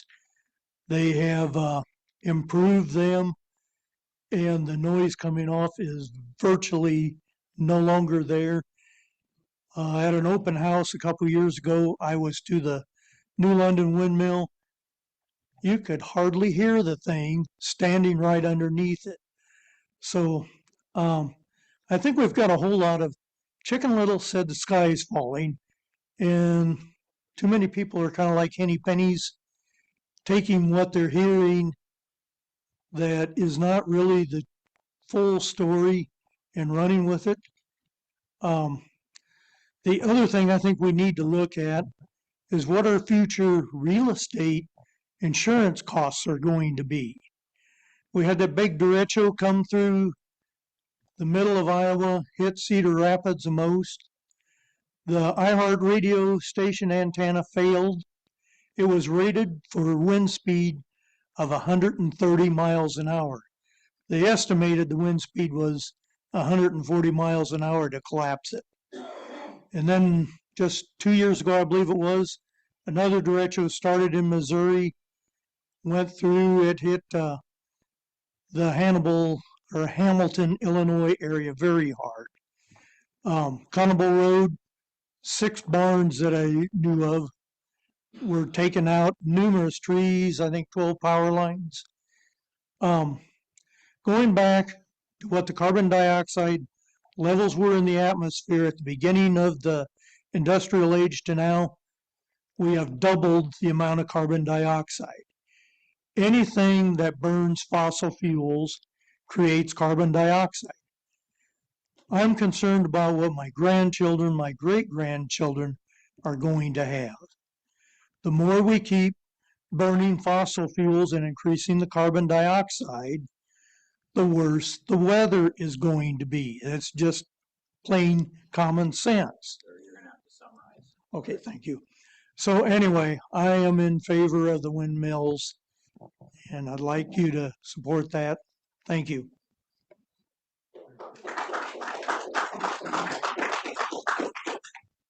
Tom Brockett.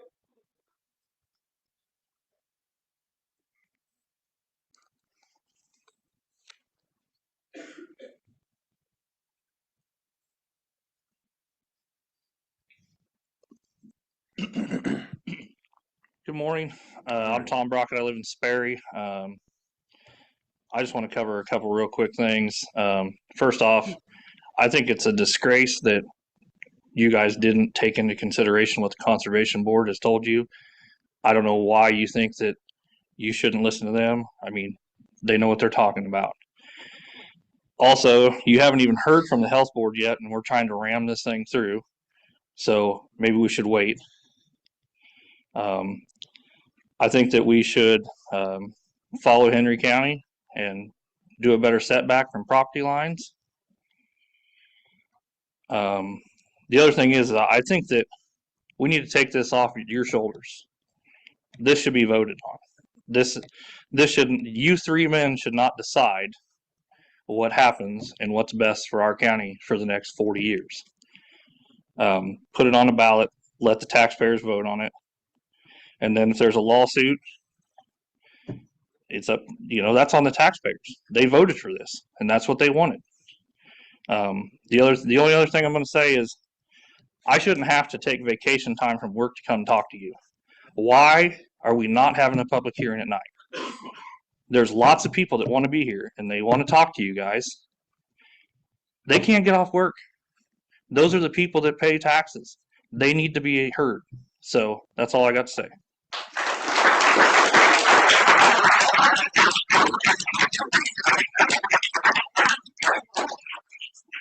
Mike Buster.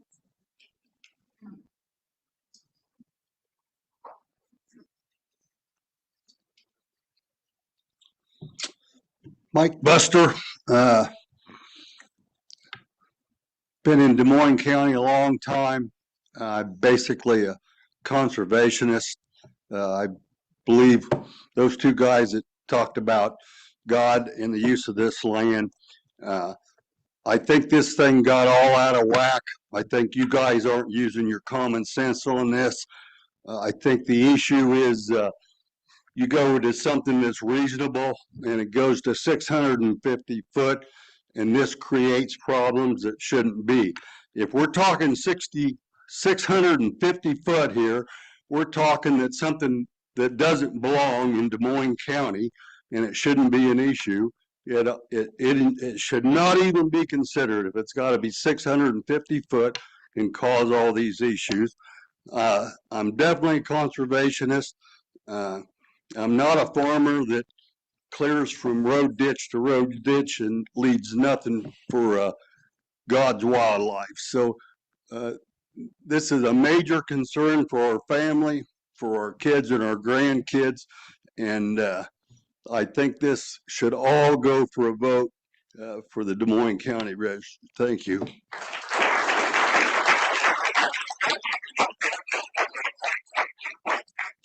Wyatt Moore.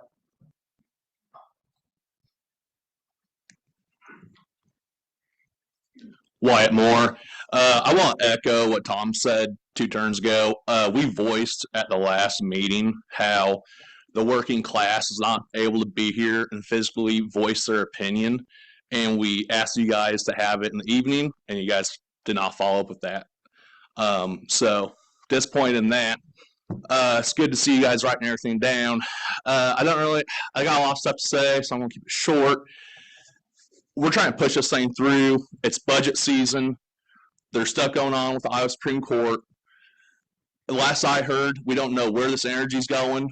We don't know what exactly they're putting up. You guys don't have a safety manual. We got all these union guys here. I guarantee you their team leads, their supervisors, they're gonna have a safety manual. They're gonna know, like, if there's a thunderstorm, how far back are they gonna have to go. We don't have any of that information yet. And yet you guys are here dictating how far back these things are supposed to be from our houses.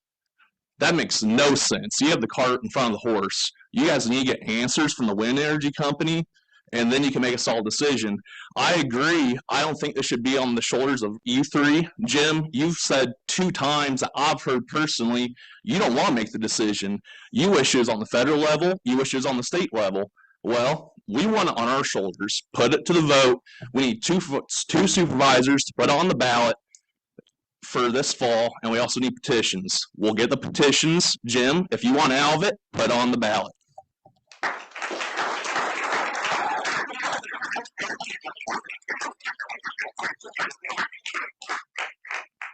John Sattler. John Crouch.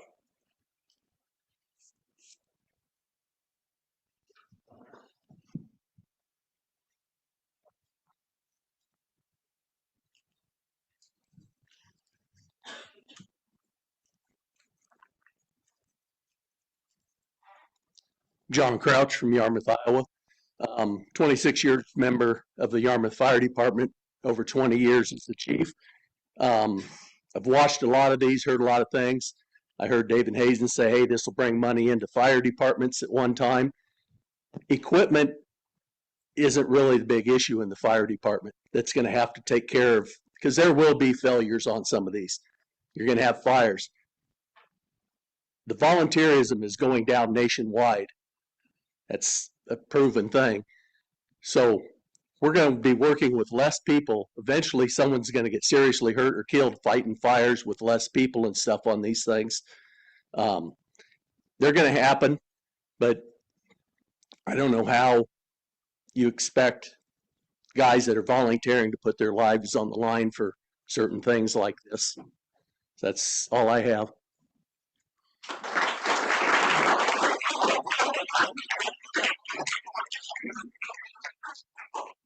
Dave Bloomberg. Thank you. Thanks. Keep it short and sweet. Dave Bloomberg, I'm on 160th Street. This is a safety issue as much as it is anything against the dollar. I've heard a dollar on both sides. It's what it comes down to. Threaten to get sued, yeah, that's a chance that you, as a county, we may have to accept. But when you're talking about putting these things that close to people's homes, this just needs more time. And in case you didn't get the memo, I'm with the group. This needs to go to public vote. Take it off your shoulders. Simple. Can that be done? Nobody, I have not heard that. Can this be done? Can this be taken to public vote?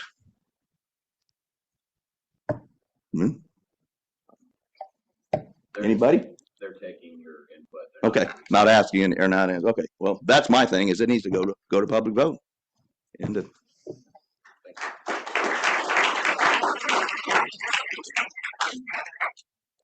Ellen? My name is Ellen Bloomberg. That was my husband that spoke before me. I agree with everything he said. I just want to say that there are a lot of good, valid reasons why we don't want or need these wind turbines in our county. I'm not sure that you have all the facts and that you have studied all the facts. I think there should be an extended moratorium so that you can consider all of our needs and concerns. I also feel that we need to have this in the evening, this meeting, because I know a lot of people that work could not get off. This is the people that either are retired or don't or had to take off work to come here today. My husband is one of them. He had to take off work, and being self-employed, he's losing money to come and speak and listen to the concerns of our community.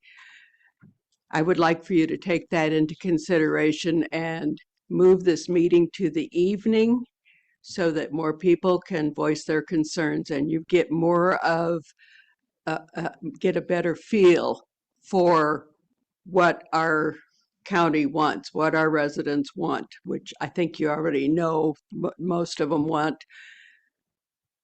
And my main concern is that I feel you need to have an extended moratorium and not do any voting right now. I think that's too quick for all the information to get there to you. Thank you.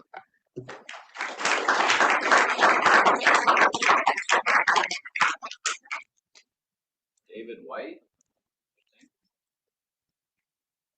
Have that wrong.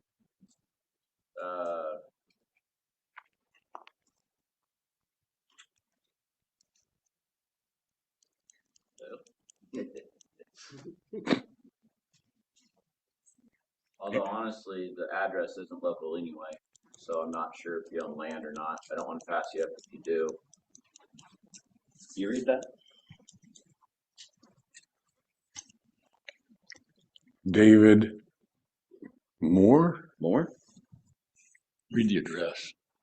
Maybe they can. The address on it is 1564 Knox Road, 825 East. Like I said, it's not a local address.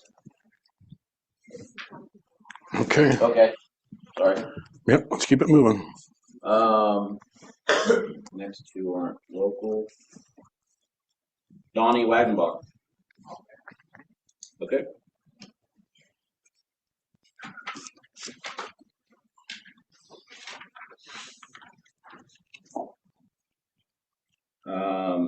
Jacob Cardwell.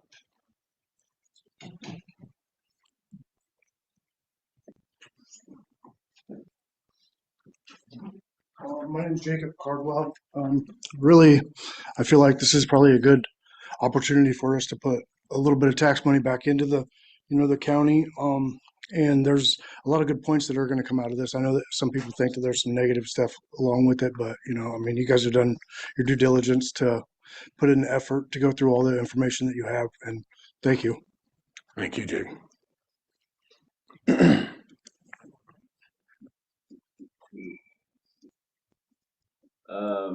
I'm gonna give the address because I'm not sure. 16881 Kingwood Estate.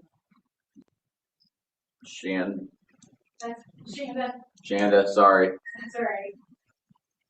I'm striking out lately. You're struggling, Brian. Yeah. My name is Shanda Mosier Calloway. I live in Middletown, and I get really nervous when I speak. So anyway, I'm here to request you to vote no based off the residents, not off what you guys want or what some of you guys want.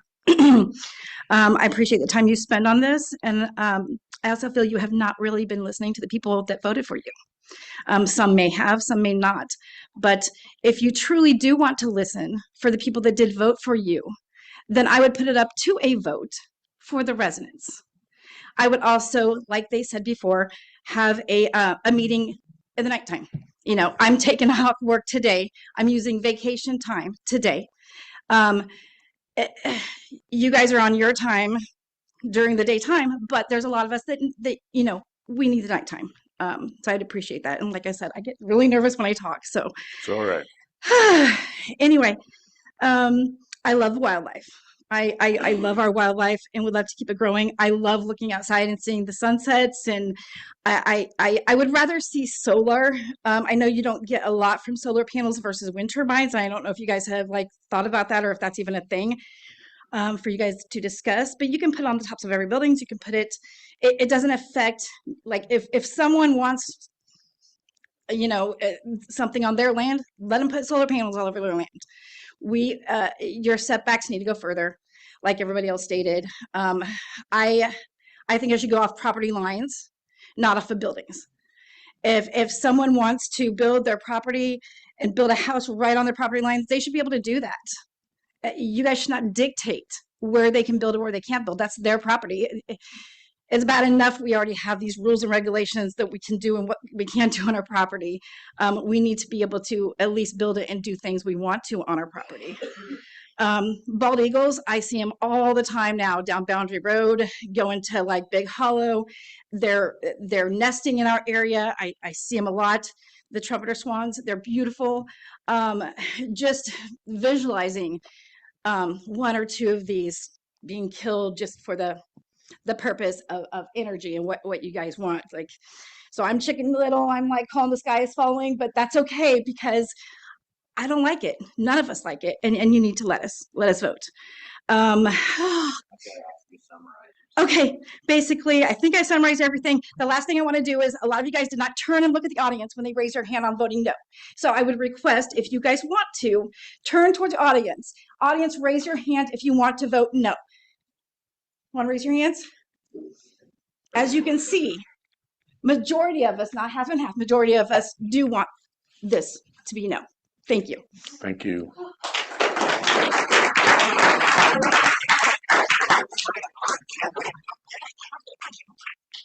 Brad Coates.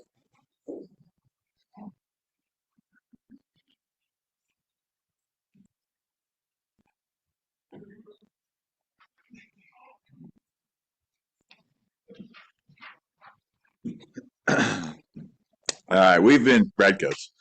We've been at this for 9 months now, and no one has ever told us how this will be a good thing for the county. There's 101 reasons not to do this, and we've heard most of them today. But our supervisors continue to push forward. The funny thing is, everyone agrees these are all real issues and concerns. The residents agree, the wind companies agree, the supervisors agree. But instead we're told, well, how bad's it really going to be? Yes, eagles and bats are going to be killed, but let's build the turbines and a year later count to see if we've killed too many. Yes, you'll have shadow flicker on your home, but it'll only be for 30 minutes a day for 2 months, just 1/6 of your life. Yes, a turbine failure can throw fiberglass chunks onto your property, but the wind company will have to pay to clean it up. Yes, parts of your property will be unsafe to build future homes, but build on your own property at risk. It goes on and on. Ice drill, property values, constant sound, emergency management, health concerns, well water, lightning, and for what? So the property rights of maybe 18 people can trample those exact same property rights of hundreds of others. In a supervisors meeting, the pro-wind people actually told us we need to sacrifice for the rest of the county. Otherwise, we'll run out of electricity and our lights won't come on. And then they quietly say, the electricity won't stay here. That's not how it works. They talked about how much money will come into the county, yet we have never seen any numbers or been given any guarantee. And have our supervisors given any account for how this money will be spent? No. And yet here we are staring down something that will change our county forever, and not in a positive way. We need to extend the moratorium so the supervisors can do their job and present us with an analysis of why this is good for Des Moines County. And if they prove it is, how can it be accomplished while still protecting our safety and welfare. Thank you.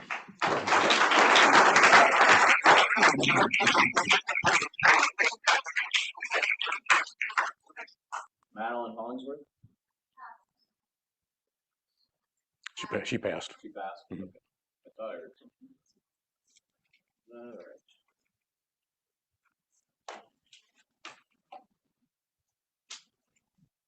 Cindy Newberry.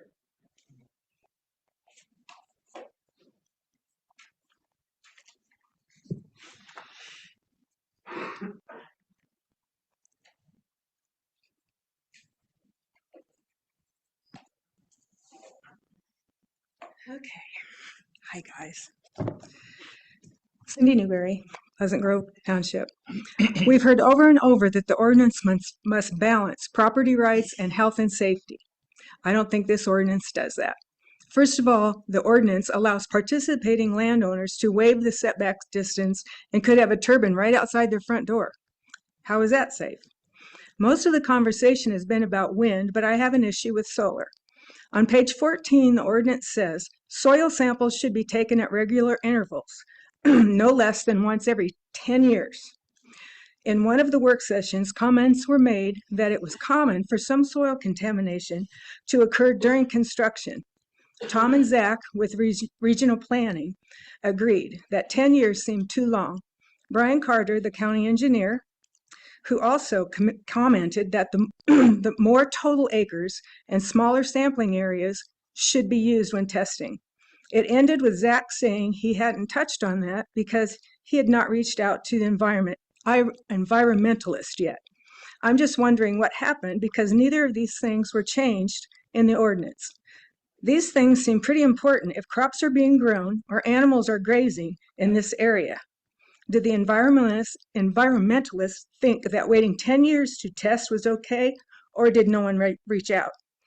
I also have a concern about something on page 50 concerning the response to damaged property. In paragraph D, section 1C, the owner has 30 days to address an exposed electrical wires or circuits at risk of spreading fire. How is that safe? 30 days? I'd like to end with this. The pro-wind people like to compare Adair County to Des Moines County when talking about, excuse me, this ordinance. So let's compare. Des Moines County has almost 31,000 more people and is 141 square miles smaller. The setback in Adair County is 2,000 feet for those turbines, and they're only 474 feet tall. Using this ratio and planned turbines of 650 feet, the setback in Des Moines County, comparable to theirs, should be 2,742 feet. We're only getting 1,800. I mean, if you're going to compare, there it is. Plus, why do they get property rights and we get dwelling rights? Our property should all be protected. It only makes sense. If they want them, fine. If you can work it so that we're safe and we don't lose the ability to use our land the way we want to, they have a right. The ordinance is not ready. One sentence. The supervisor should extend the moratorium and take additional time to fix these issues. Thank you.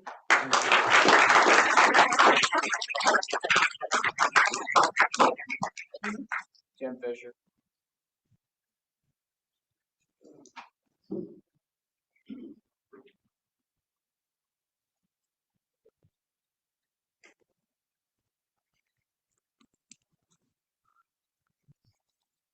Tim Fisher. I live outside Pleasant Grove.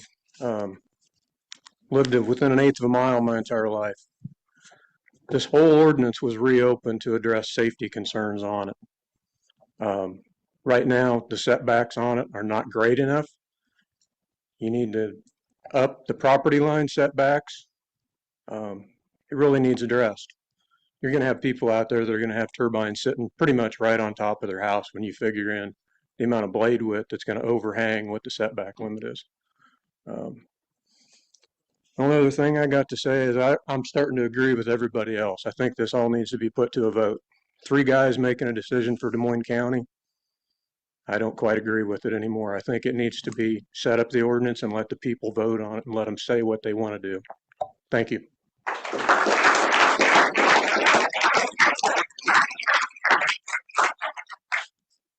Gary Wolf.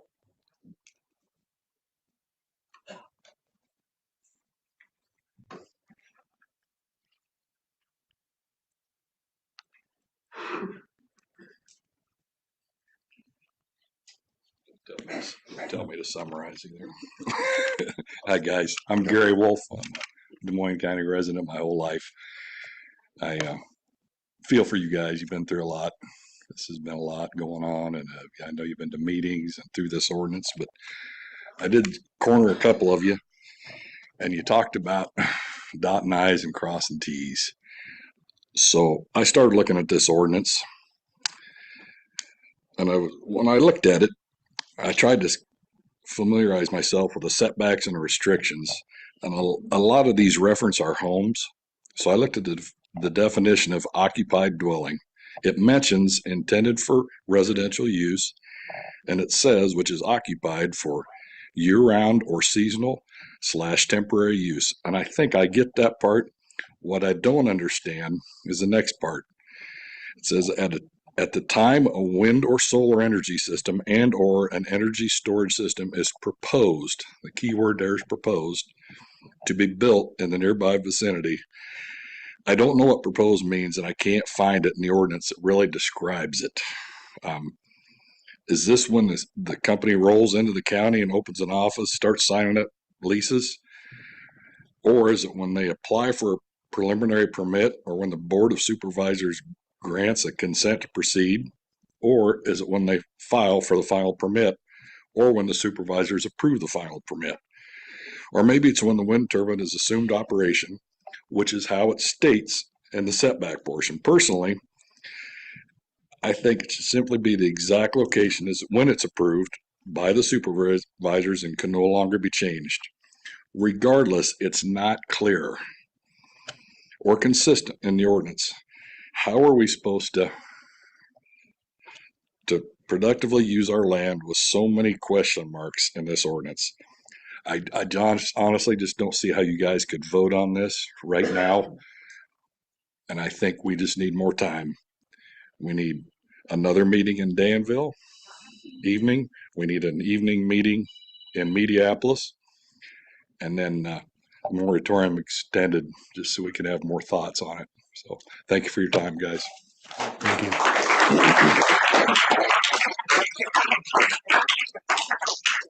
Rose Fisher.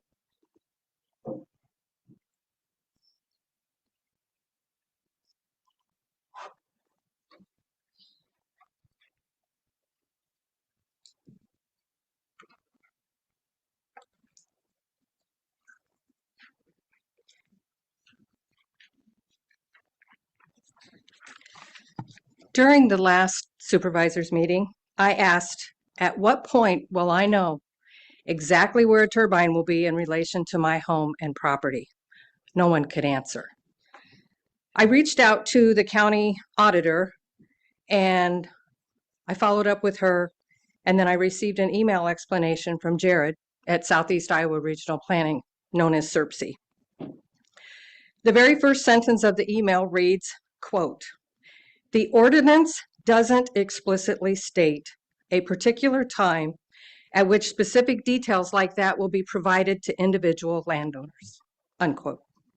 Jared goes on to say that the developer submits a site plan to the administrator, which is SERPC, that specifies the location of all turbines, but admits the non-participating landowner is only given basic information. Jared says, quote, "The issue here is that if we're going to be sending out dozens or even hundreds of notices, we need to be careful to balance the needs of landowners with the practical limitations of such a large notification effort," unquote. Jared said the county should only be obligated to give landowners the basic information and then tell them where to go to get the rest. Jared also stated in his email that he explained all of this to Tom Broker when Tom asked about it. Jared admits the existing wording does not guarantee each landowner will be provided with the full details, and goes on to say, quote, "But when you add it all together, it can be inferred that the intent is to allow everyone with a vested interest to have access to that information in some form, unquote. Jared ends the email saying it's up to the board whether they feel the ordinance needs to be further modified to make things clear. So the guy who wrote the ordinance admits the answer to my question is not in the ordinance at all. Instead, I should infer the intent is to allow me access to that information at some time. Really? The ordinance is unclear when full concrete details will be publicly available. Obviously, that is an issue, and this ordinance is not ready for approval by the supervisors. Thank you. Thank you.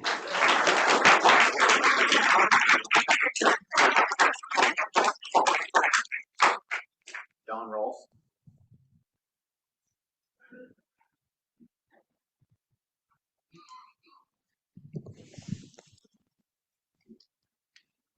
Thank you, guys. Don Rawls, Des Moines County. This two-step permitting process in the current draft ordinance creates many ambiguities and gray areas inside the ordinance. It allows for preliminary consent to proceed.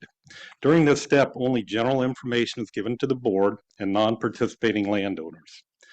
The turbine locations can be changed or new turbines added, making the draft site plan obsolete while the board and non-participating landowners are in the dark about true details of the plan development.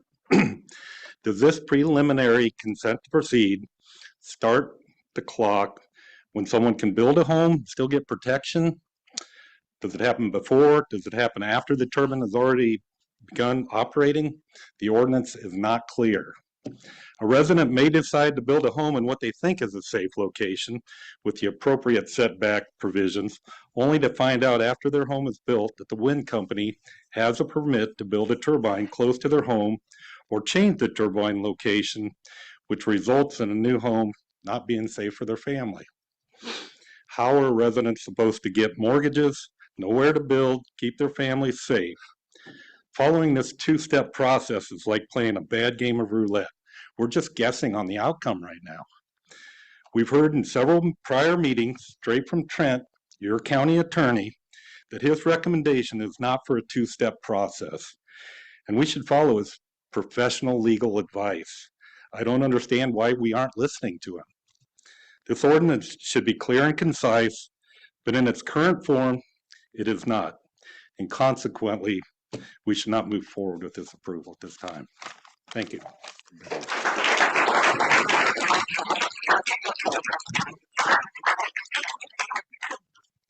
Tyler Massner.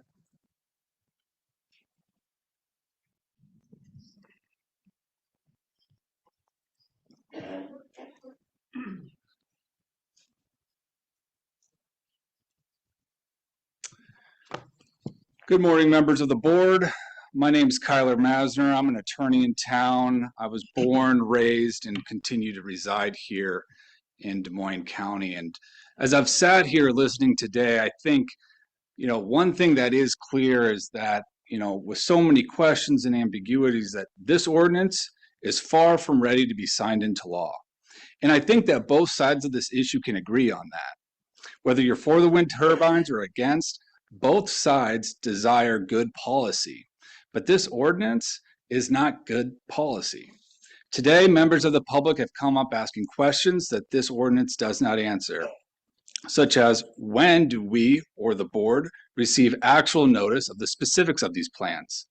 When is the development actually considered proposed? When is a dwelling actually determined to be occupied? And when are the setbacks locked in and enforced? As this board is well aware, there is pending litigation at the Supreme Court ruling that will impact the issues that the board and the public will have to grapple with not only today, but in the future. Why are we insisting on rushing an ordinance when there is important precedent right around the corner? I have given this board my professional thoughts and concerns on multiple occasions now on a variety of topics. Yet, I look at the ordinance as it sits today. The definition of occupied dwelling continues to be ambiguous, and there continues to be the presence of that two-step permitting process, despite my professional warnings but also against the advice of your own county attorney. And to address one question, this two-step permitting process, it basically begs this county to be sued. So why are we wanting to make it easier for the people to be sued? To conclude, I implore you to extend the moratorium, make these changes, and get this thing right. This ordinance is not ready to be law and should not be signed. Thank you, gentlemen.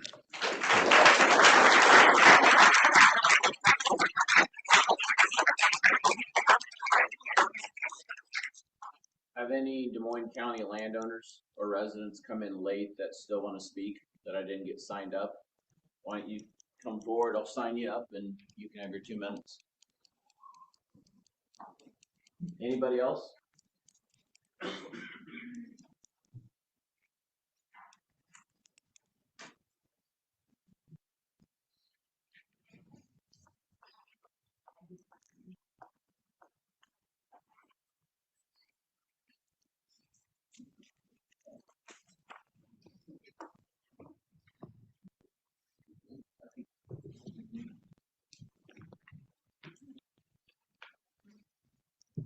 Good morning, gentlemen. My name is Raina Cadena, and I reside in Des Moines County, Burlington. Thank you for your time and your attention to the concerns and hearing all the voices here today. I am one that also took time off from work to be here because this is a very serious issue. Obviously, you're hearing all the passions, and this courtroom is full. I don't think I've ever seen a courtroom this full for the meetings I've been to, but I want you to understand, and I'm sure you do, that the passions and concerns extend beyond those doors for the people that couldn't be here today.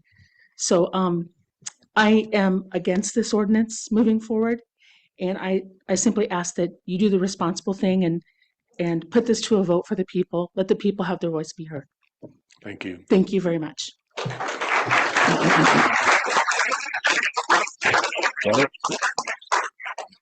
I think somebody wants to call in, so could you give the number so that if anybody wants to call in, they have the opportunity? I think Brandon might have one person. Yeah, that number would be 319-753-8203 extension 4. Again, that number is 319-753-8203 extension 4. Maybe just give a minute. Absolutely. Brandon, I think, is dealing with that. Did I miss anybody else for signing up? Thank you for your patience.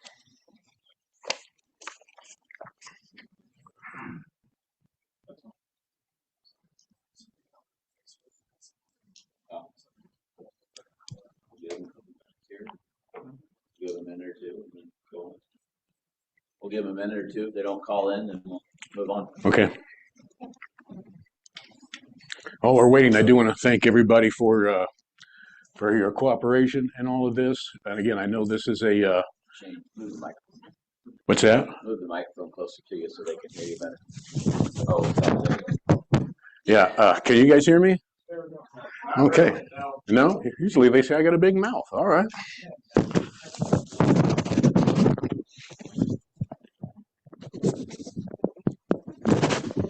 Is that better? Is that better or worse? It's worse. She said that's worse. Oh. We know that. Is that better?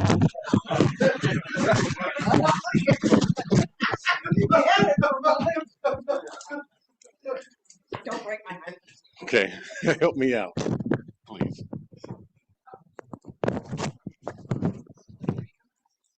Is that better? Now everybody can hear me? Can you hear me now? Did we get a phone call yet? Nope, I've got the time running. I thought you were on 2 minutes and then we'll go on. Okay. And before we do move on, I just want to read something, and I also want to give. Speak up. You're just gonna have to hold it up to your. Okay. You're turning away from it. All right. Yeah, before we move further, after we wait for that phone call, I do want to give the supervisors an opportunity to say something, and I definitely have something I wanted to share as well. So let me know when the time is up. I will. You have about 30 seconds or so.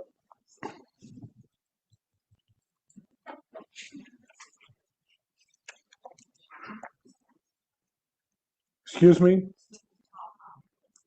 I'm sorry, Natalie, what did you say?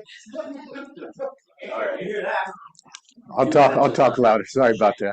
2 minutes. 2 minutes is up. Okay, I want to read this. This is what I was going through, and I'll be honest with you. This is really a tough situation that we're in. I was up pretty much all night. I didn't sleep, and I'm not blaming anybody for that, but I'm just letting you know how serious that we are taking this situation. But in Article 1, it says the purpose of this ordinance is to establish a set of minimum standards for the siting, placement, construction, installation, operation, maintenance, and decommissioning of utility scale, wind, solar, and battery energy systems. Here's my point. In order to protect the public health, safety, and community and welfare of the residents of Des Moines County. I know I've been accused of somebody said, well, you're just against turbines. Well, no, actually I'm not. I'm just for safety for Des Moines County. I've got friends that they actually want turbines, and I don't know if we're still friends, John, but no, I want to make sure that the people that are participating are safe and the people that aren't. That's my whole point in all of this. Again, when people said, well, Shane, how come you don't want 650-foot turbines? I feel like they're too high. That's just my feeling on that. I feel like they're too high. I feel like the setback should be from the property line and not from the home, because nobody can just go into your property and do anything that they want to. That's your property. I feel that way. I'll feel that way until Jesus comes back. I also, before I go any further, I'd have to do this. I do want to call Chris, because you're our conservation specialist. I want to know if you have anything to add to what was said. Anything that you can enlighten us on. I did want to hear from you today. And also, I want to hear from Trent as well. And then I'll turn it over to the boys.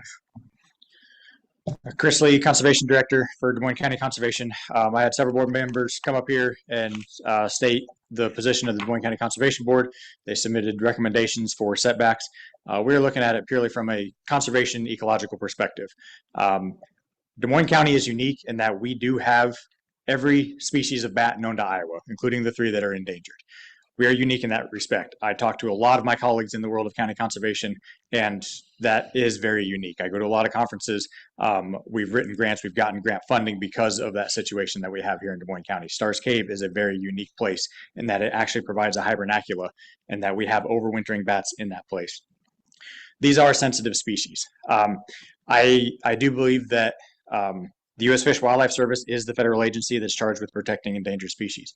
But I also believe that we have a local responsibility, and that is the position that my board has taken, is that they have a local responsibility to try to put protections in place for those sensitive species and do it of our own accord, local control, home rule type situation. And so that was where those setbacks have come from. Is there a balance that can be struck? Yes, there are mitigation strategies that can be put in place. And I know the U.S. Fish and Wildlife Service will weigh in on that if this thing goes forward and there is a rather robust wildlife section in there, and that the Conservation Board will get to review what those monitoring and mitigation strategies were. So that is the position that the board has taken, is that if we put those protections in place, if we put a setback of an area where we know these species do exist, and we put some sort of setback in there, we know that they're protected. Short of that, we're relying upon other agencies and particularly other laws and codes and administrative policies that we don't get to control, and we're basically beholden to them. And so that was where that position came from on behalf of the Conservation Board. That is the position that I'm bringing. I'm happy to answer any questions that you've got, but that is our stance, and that some sort of setback is going to be the ultimate protection. I think we could use a little bit more time to sort that out. We haven't had a chance to really discuss it. We come in with that first recommendation at the last minute, and I'll take full responsibility for that. I didn't engage my board maybe as early as I should have, and the more they saw this coming, they felt they wanted to provide those setback recommendations, and it came in fairly late in the conversation. I think we need more time to discuss that, and so I would love to have that opportunity. I know my board would love to have the opportunity, and so that's kind of where we stand. Thank you.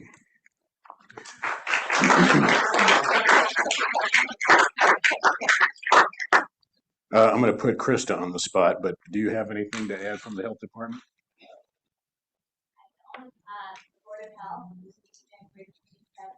discussion, but our primary focus is going to be on compliance once the ordinance is complete. Okay. And I need to call on our attorney, Trent. We've had several conversations, and you've been a part of this process throughout. But I value your opinion, and I'd like to know where you stand on the ordinance as it's written. Lisa's shaking her head no. Our position is not to assert pro or con for this ordinance. It is to advise you on the pros and cons of whichever choice you decide. So can he inform us on the pros and cons? Yeah. I'm sorry. Can he inform us on the pros and cons then as he sees them, or? That would be legal advice that needs to be done with the board independently, not at the public. Okay. Closed session.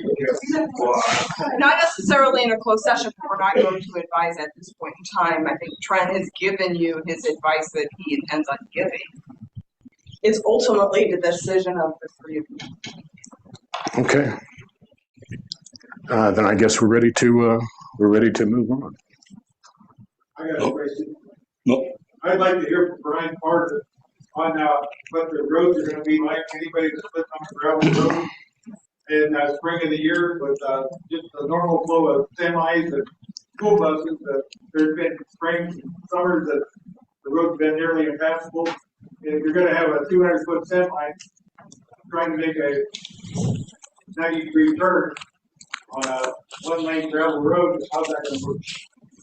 So that's one of my concerns. We discussed that when we were in that section. One of the things we did was to, first of all, they can't do anything without a road use agreement with the county. We'll lay out all the stipulations, expenses, responsibilities, recovery costs, whatever it is.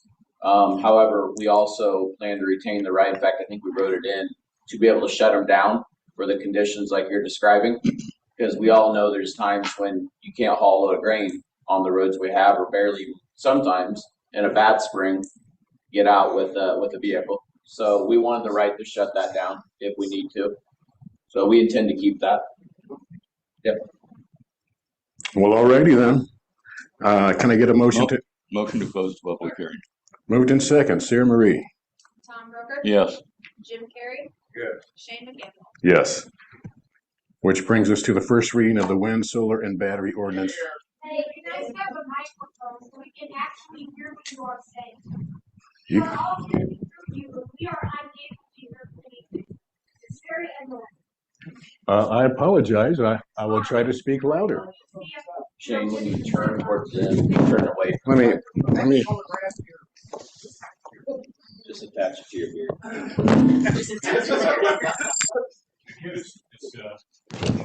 It's not my intent to be annoying today. And I want to make sure that everybody hears me. So again, my apologies for not being loud enough. Can everybody hear me now? All right. I want to make anybody else mad, for the love of Pistol Pete. So we're come to our first reading of the wind, solar, and battery ordinance number 64. Do I have a motion in place? I'm in the process of making one. Can you hear me? Okay. Before I make the motion, Shane said if we want to say anything. And I've spent quite a bit of time on this. I've read the stuff you've sent me, watched the videos, read the articles, read the emails. If I didn't respond to them, I don't think there's very many I didn't respond to. I actually visited the Mechanicsville site because that's one of the reasons we reopened this ordinance, is because I read about it and what a deal it was, and I was concerned. So county engineer and I both went to Mechanicsville, and it was terrible. They had 3 turbines up there, or 2 turbines. They'd hit by lightning 3 times, and they'd had a fire, and nobody did anything. For, I don't know, a year and a half, 2 years, they would have a turbine up and a blade hanging there, blowing fiberglass strands all over. they'd gone in and they'd plowed it into the ground. It was terrible. They didn't have an ordinance. I don't know that there was insurance. It was terrible. And I was concerned about that happening. So I did a little investigation on my own. I actually found somebody that what they do is they decommission whole wind turbine installations, or if there's something like that, they go in and clean it up. So the guy told me, he said, we pull them over with a cable. He said, we use a small explosive charge. He said, and lay them down on the participating property. He said, then you don't need all that big equipment that you would have to wait for that you use to put them up. That way you can take it down, you can cut it apart with small tools and haul it out on small trucks. And he said, after we're on site, he said, it wouldn't take us long to get there. He said, we should have it cleaned up in a couple weeks. He said, I would put one crew on taking the turbine down and cutting it up. He said, another crew would be out cleaning. They'd be raking. If they had to scrape up an inch or two of soil, they would do that. He said, we should be done in 2 weeks. So a representative from the wind turbine company that would attended some of the meetings was there that day. And I said, so 30 days wouldn't be, and they said no. So I went online and I watched some pictures of them taking these turbines down. So I'm comfortable that that doesn't happen if somebody cleans it up. That's the problem of Mechanicsville. And I believe the setbacks are safe. I do. I think we have to protect.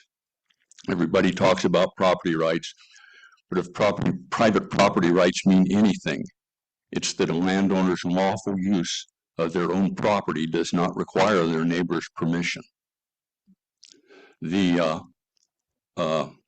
And you don't have to like turbines. You can like them, hate them, doesn't matter. They're legal. That's not for this board to decide, or anybody else said we don't like them. We do like them. It's legal business. Unincorporated Des Moines County is not zoned. And the reason it's not zoned is that rural residents overwhelmingly rejected the idea when it was brought up 25 or 30 years ago. Nobody wanted zoning. Nobody wanted anybody to tell them what they could or couldn't do with their property. And I get that people don't like this, don't like turbines, don't like the way they look, don't like anything about them. And there's an organized group that's working very hard so that they don't show up in Des Moines County. One of the groups is called Des Moines County No. That pretty much tells you what you want to know. Their goal is to impose some sort or multiple de facto bans on wind turbines, and those efforts include an effort to frighten the public, which I think has happened, and to create delays to run out the clock on any possibility of wind development. I've gone through and I have actually read this document, but not the one that just came out a few days ago, but read through it several times. And I'm sure if you go through it 10 times, you're going to find a word that something else would fit there better. And I get there's one or two, a definition or something that maybe should be touched up. We might want to deal with later, but I'm going to make a motion to approve the first reading and try to get this done. Is there a second? Is there? Yes. Is there a second? Sarah Murray. Tom Broker, Yes. Jim Carrey, Yes. Shane Campbell. No. Brings us to 5C.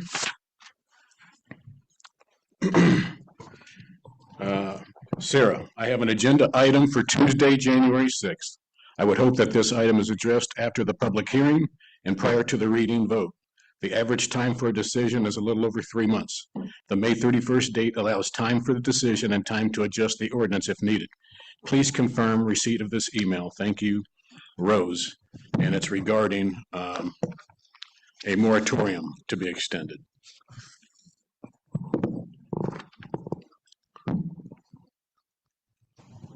I'm not in favor of this. But I'm not in favor of this. I would, if I was going to make a motion, I'd move that we reject the request. I'm actually for, go ahead. Does it need a motion? You can vote on the reading to table it, whichever, but it's up for discussion. Yeah, I'm actually for the moratorium until after the Supreme Court voting.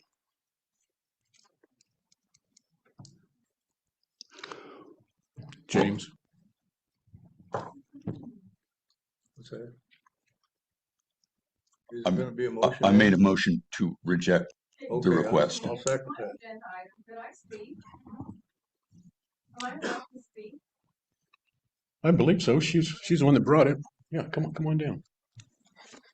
Come on down.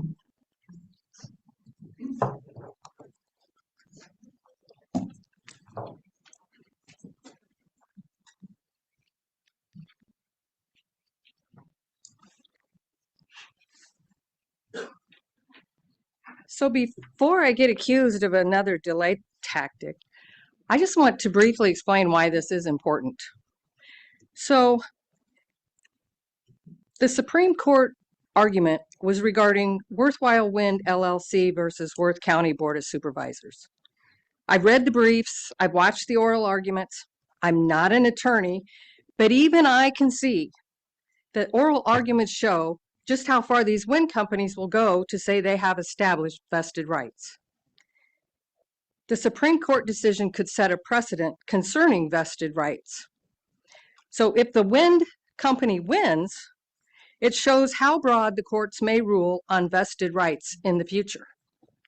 So the ordinance should not have a two-step permitting process. It only makes it easier for the wind company to establish their vested rights and makes it almost impossible for the county to make any changes later without getting sued.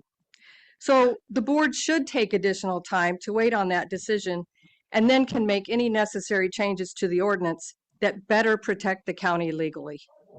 Thank you. Thank you.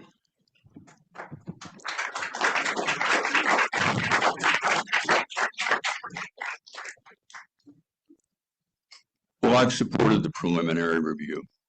And the reason I support the preliminary review is it gives the county more input in the design of the installation. We get to see something early before everything's been finished. We get input. The way it's written, the Board of Supervisors has an opportunity to request additional considerations, and that will stick. And it says in both the preliminary and the final, in the final review, the permitting review, it says that the board can reject, can refuse that permit if it does not meet all of the ordinance standards, if it does not meet the requests that we made during the preliminary review, we can deny it for that. Or if there have been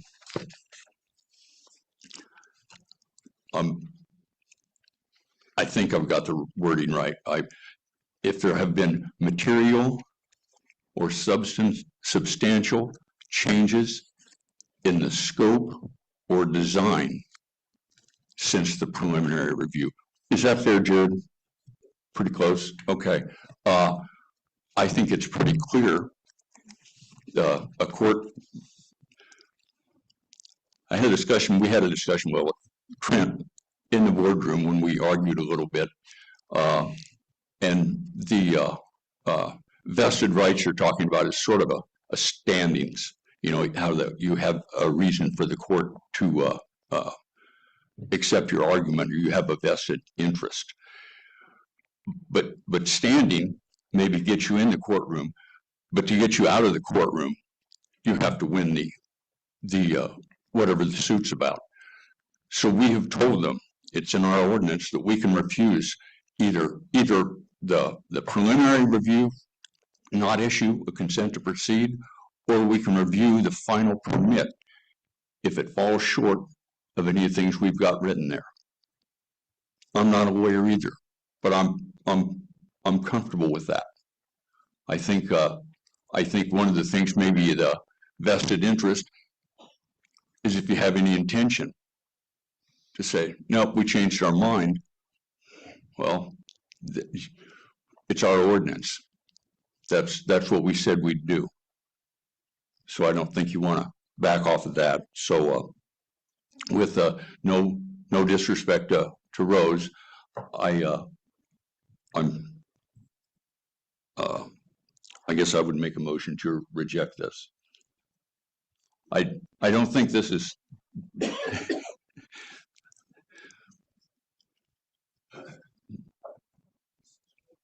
I'm gonna second that too. I agree 100% with you.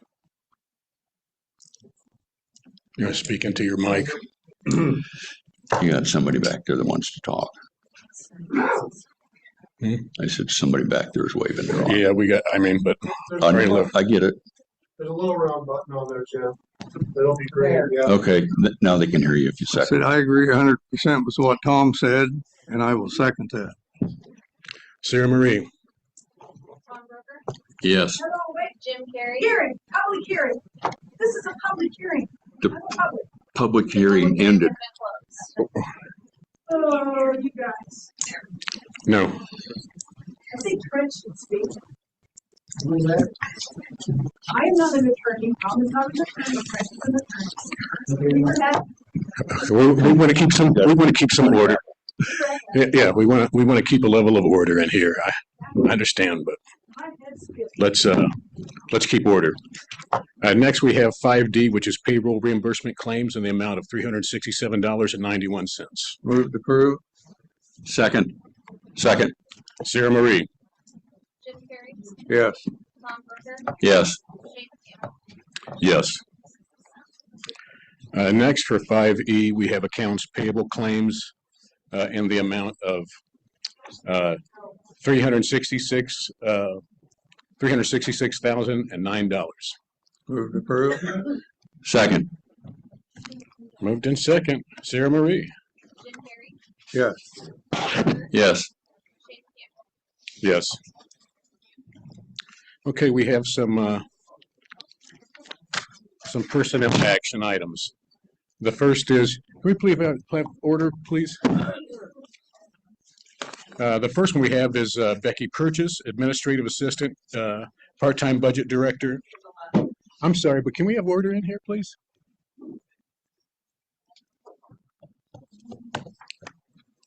It's her promotion. She's hired as Part-Time Budget Director. Her previous rate was $63,338. Her new rate is $70,838. Motion to approve. Second. Sarah Marie. Tom Berger. Yes. Jim Carrey. Yes. Shane Campbell. Yes. Next, we have two for the Treasurer's Department. One is for Jennifer Phillips, Clerk 2, MV Department. It's a 24-month step increase. Her previous rate was $39,016.51. Her new rate is $39,945.32 effective January 2nd, 2026. And then the other one is for Alana Capps, Clerk 2 from the MV Department. Unpaid time from 12/8/25 for an hour and 73 minutes.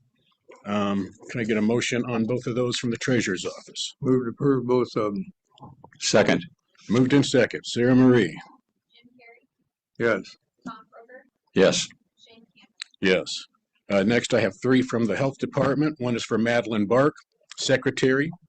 It is 8 hours unpaid for 12/26/25. The other one is for Drew Tucker, CNA, from the local health department. 8 hours of unpaid, 12/26/25. And then Priscilla Krieger, local health department, LPN, and it's 8 hours unpaid for 12/29/25. Can I get a motion to approve all three? So moved. Second. Moved in second. Sarah Marie.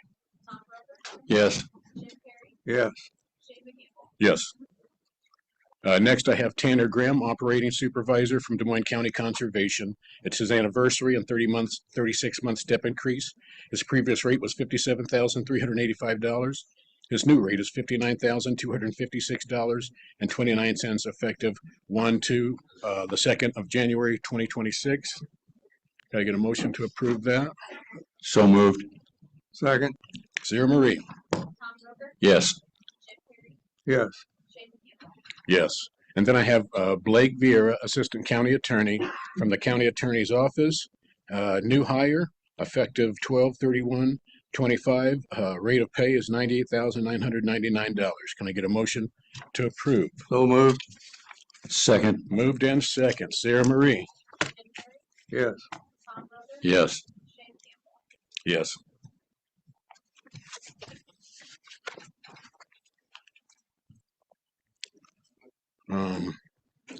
Next, we have minutes for regular meeting on December 23rd, 2025.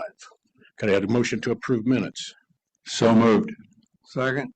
Moved in second. Sarah Marie. Yes. Yes. Yes. Do we have any other business? I have none. I have none. Future agenda items? I have none. I have none. Committee reports? I have none. I have none.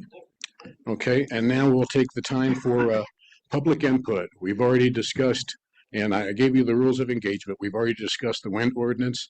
If it has to do with anything besides the wind ordinance, we want to hear from you.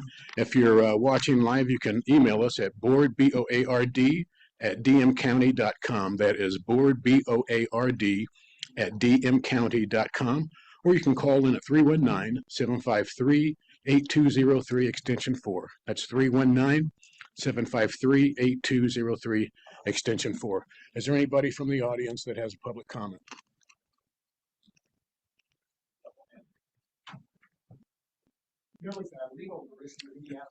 Can you come up here so they've been getting after me. Nobody can hear me. We will make sure we hear you.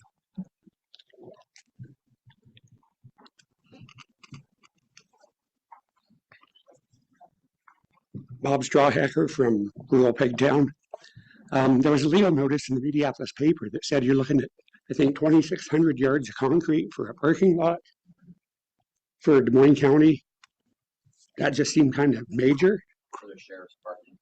That'd be about 3¼ acres, I thought. I figured if they put it 6 inches thick, is that about right? It's a maintenance project. I'd have to look at the bond. Maybe it was a mistype by the goal in the paper is just to let people know about the project. So as long as the paperwork's correct, if there was a typo, which I didn't double check the paper.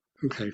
Well, the way I figured if it was 150 a yard, you're talking close to $500,000 of concrete, and I just didn't know if it was Yeah, that. it must have been a typo. Okay. Let's hope you're right. Thank you. Well, I'm right. I hope it's not that much. I hope it's that much concrete. Yeah. Sounds good. Thank you. Thank you, Mr. Strawhacker. He didn't bring $500,000 worth of concrete to the budget. Anybody? Yes, sir. May I speak, please? Yes, sir. Thank you. Most of them were out of county. Really? Yep.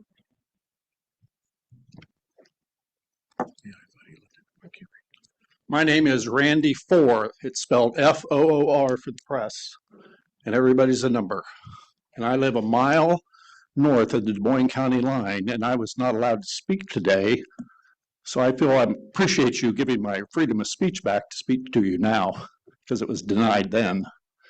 I have a very good quality of life where I live.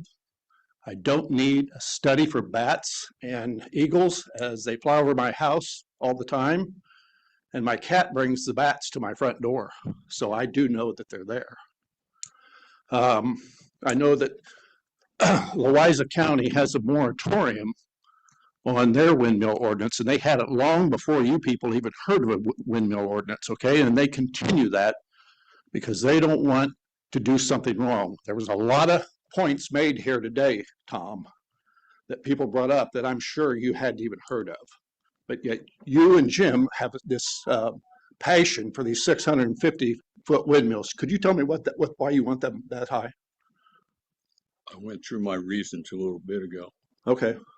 Well, I appreciate that because it doesn't have anything to do with how high they are. It's a legal business. I appreciate that because we don't have any flicker flash where I live now. But when we get it, who's responsible for that? I don't This think is you're gonna public have much flicker flash You don't think I'll have flicker flash a mile away? when I'll hold you to that then. when the airplanes come over, it's gonna shut the lights off. Air Care goes over my house every day, both ways. This is about I'm not gonna get in any arguments. It's not an argument. went I'm through just this pointing here out when you were things, here Jim. before At the meeting. I don't see how you could argue about it when you're against them. I heard you say that you were against them. So I anyway, don't like any them. questions? No, but we appreciate your comments though, Randy. Thank you very much. We'll see you at the next one. Any other public comments that have nothing to do with the wind ordinance? Yes, ma'am.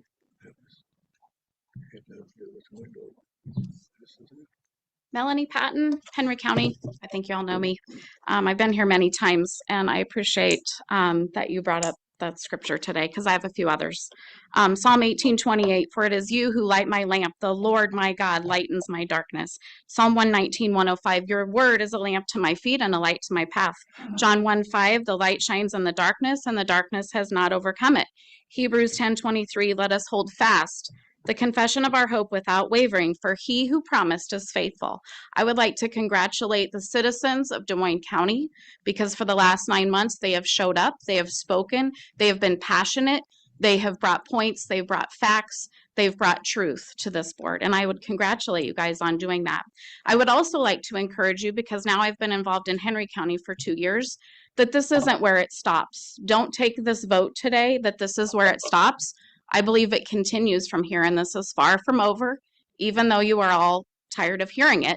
The other thing that I would implore the citizens of this county to pay attention to is what we have found out is that there's a lot of other things going on that you need to pay attention to. Not just something that makes the headlines, not just something that gets people impassioned. You need to pay attention to the things that are going on that nobody knows about, because that's how this issue started. And I believe there are others. One of the approvals you made today, Mr. Vieira, coming from the county attorney's office, is because there's a big county attorney problem in our county. I'm not saying there is here. I'm glad that he has a great job here. I believe he's a good attorney. But I'm just saying that when people are paying attention in the public, then things start coming to light, which is what those scriptures are about. So I believe that light has come to this county and it doesn't stop here. I would also implore, there's probably somebody sitting in this audience that'll be sitting up here at this next election. So if it's on your heart and God is showing you need to serve, I would get the papers and start getting your name out in the public, because a couple spots need to be filled. Thank you very much.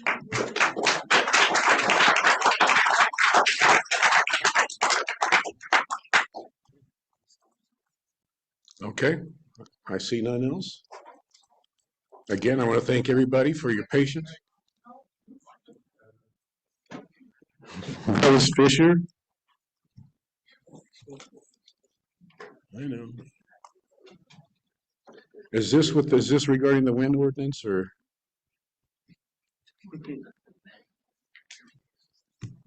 I don't know if you would say that or not. So, You don't know if I would say what? well, can I start? And Yeah, it was just that again, we went through this and I said, for closing comments, we were gonna move on from the wind it's not, okay, so it's not directly. ordinance. Okay. So I guess my comment at this point is directed to Tom. You've done some really good things for Des Moines County. I have admired your work and I even voted for you. But you are wrong on this issue. And you have done a great, don't shake your head, Jim. I have a right to free speech. But you've done a great disservice to Des Moines County. The public documents that were released under the Newberry request show this whole process has been nothing more than the Tom Broker show. You ignored the advice of the assistant county attorney and worked exclusively with an outside attorney without sharing timely information with Trent or the other two supervisors. The documents also show that you worked directly with SERPC to decide on changes before information was even shared with the others. So did either of you know this? Tom shared everything that he learned from the other attorney with us. Timely? Excuse me? Timely? Because it appeared it was several weeks and changes made. But regardless, if you did know and you let it happen anyway, then shame on you. But if you didn't know and you're just finding out, how do you feel about that? How's that make you feel? I feel great. When it's time to vote again next week, I hope you turn off the Tom Broker Show and vote no, because this ordinance is not ready.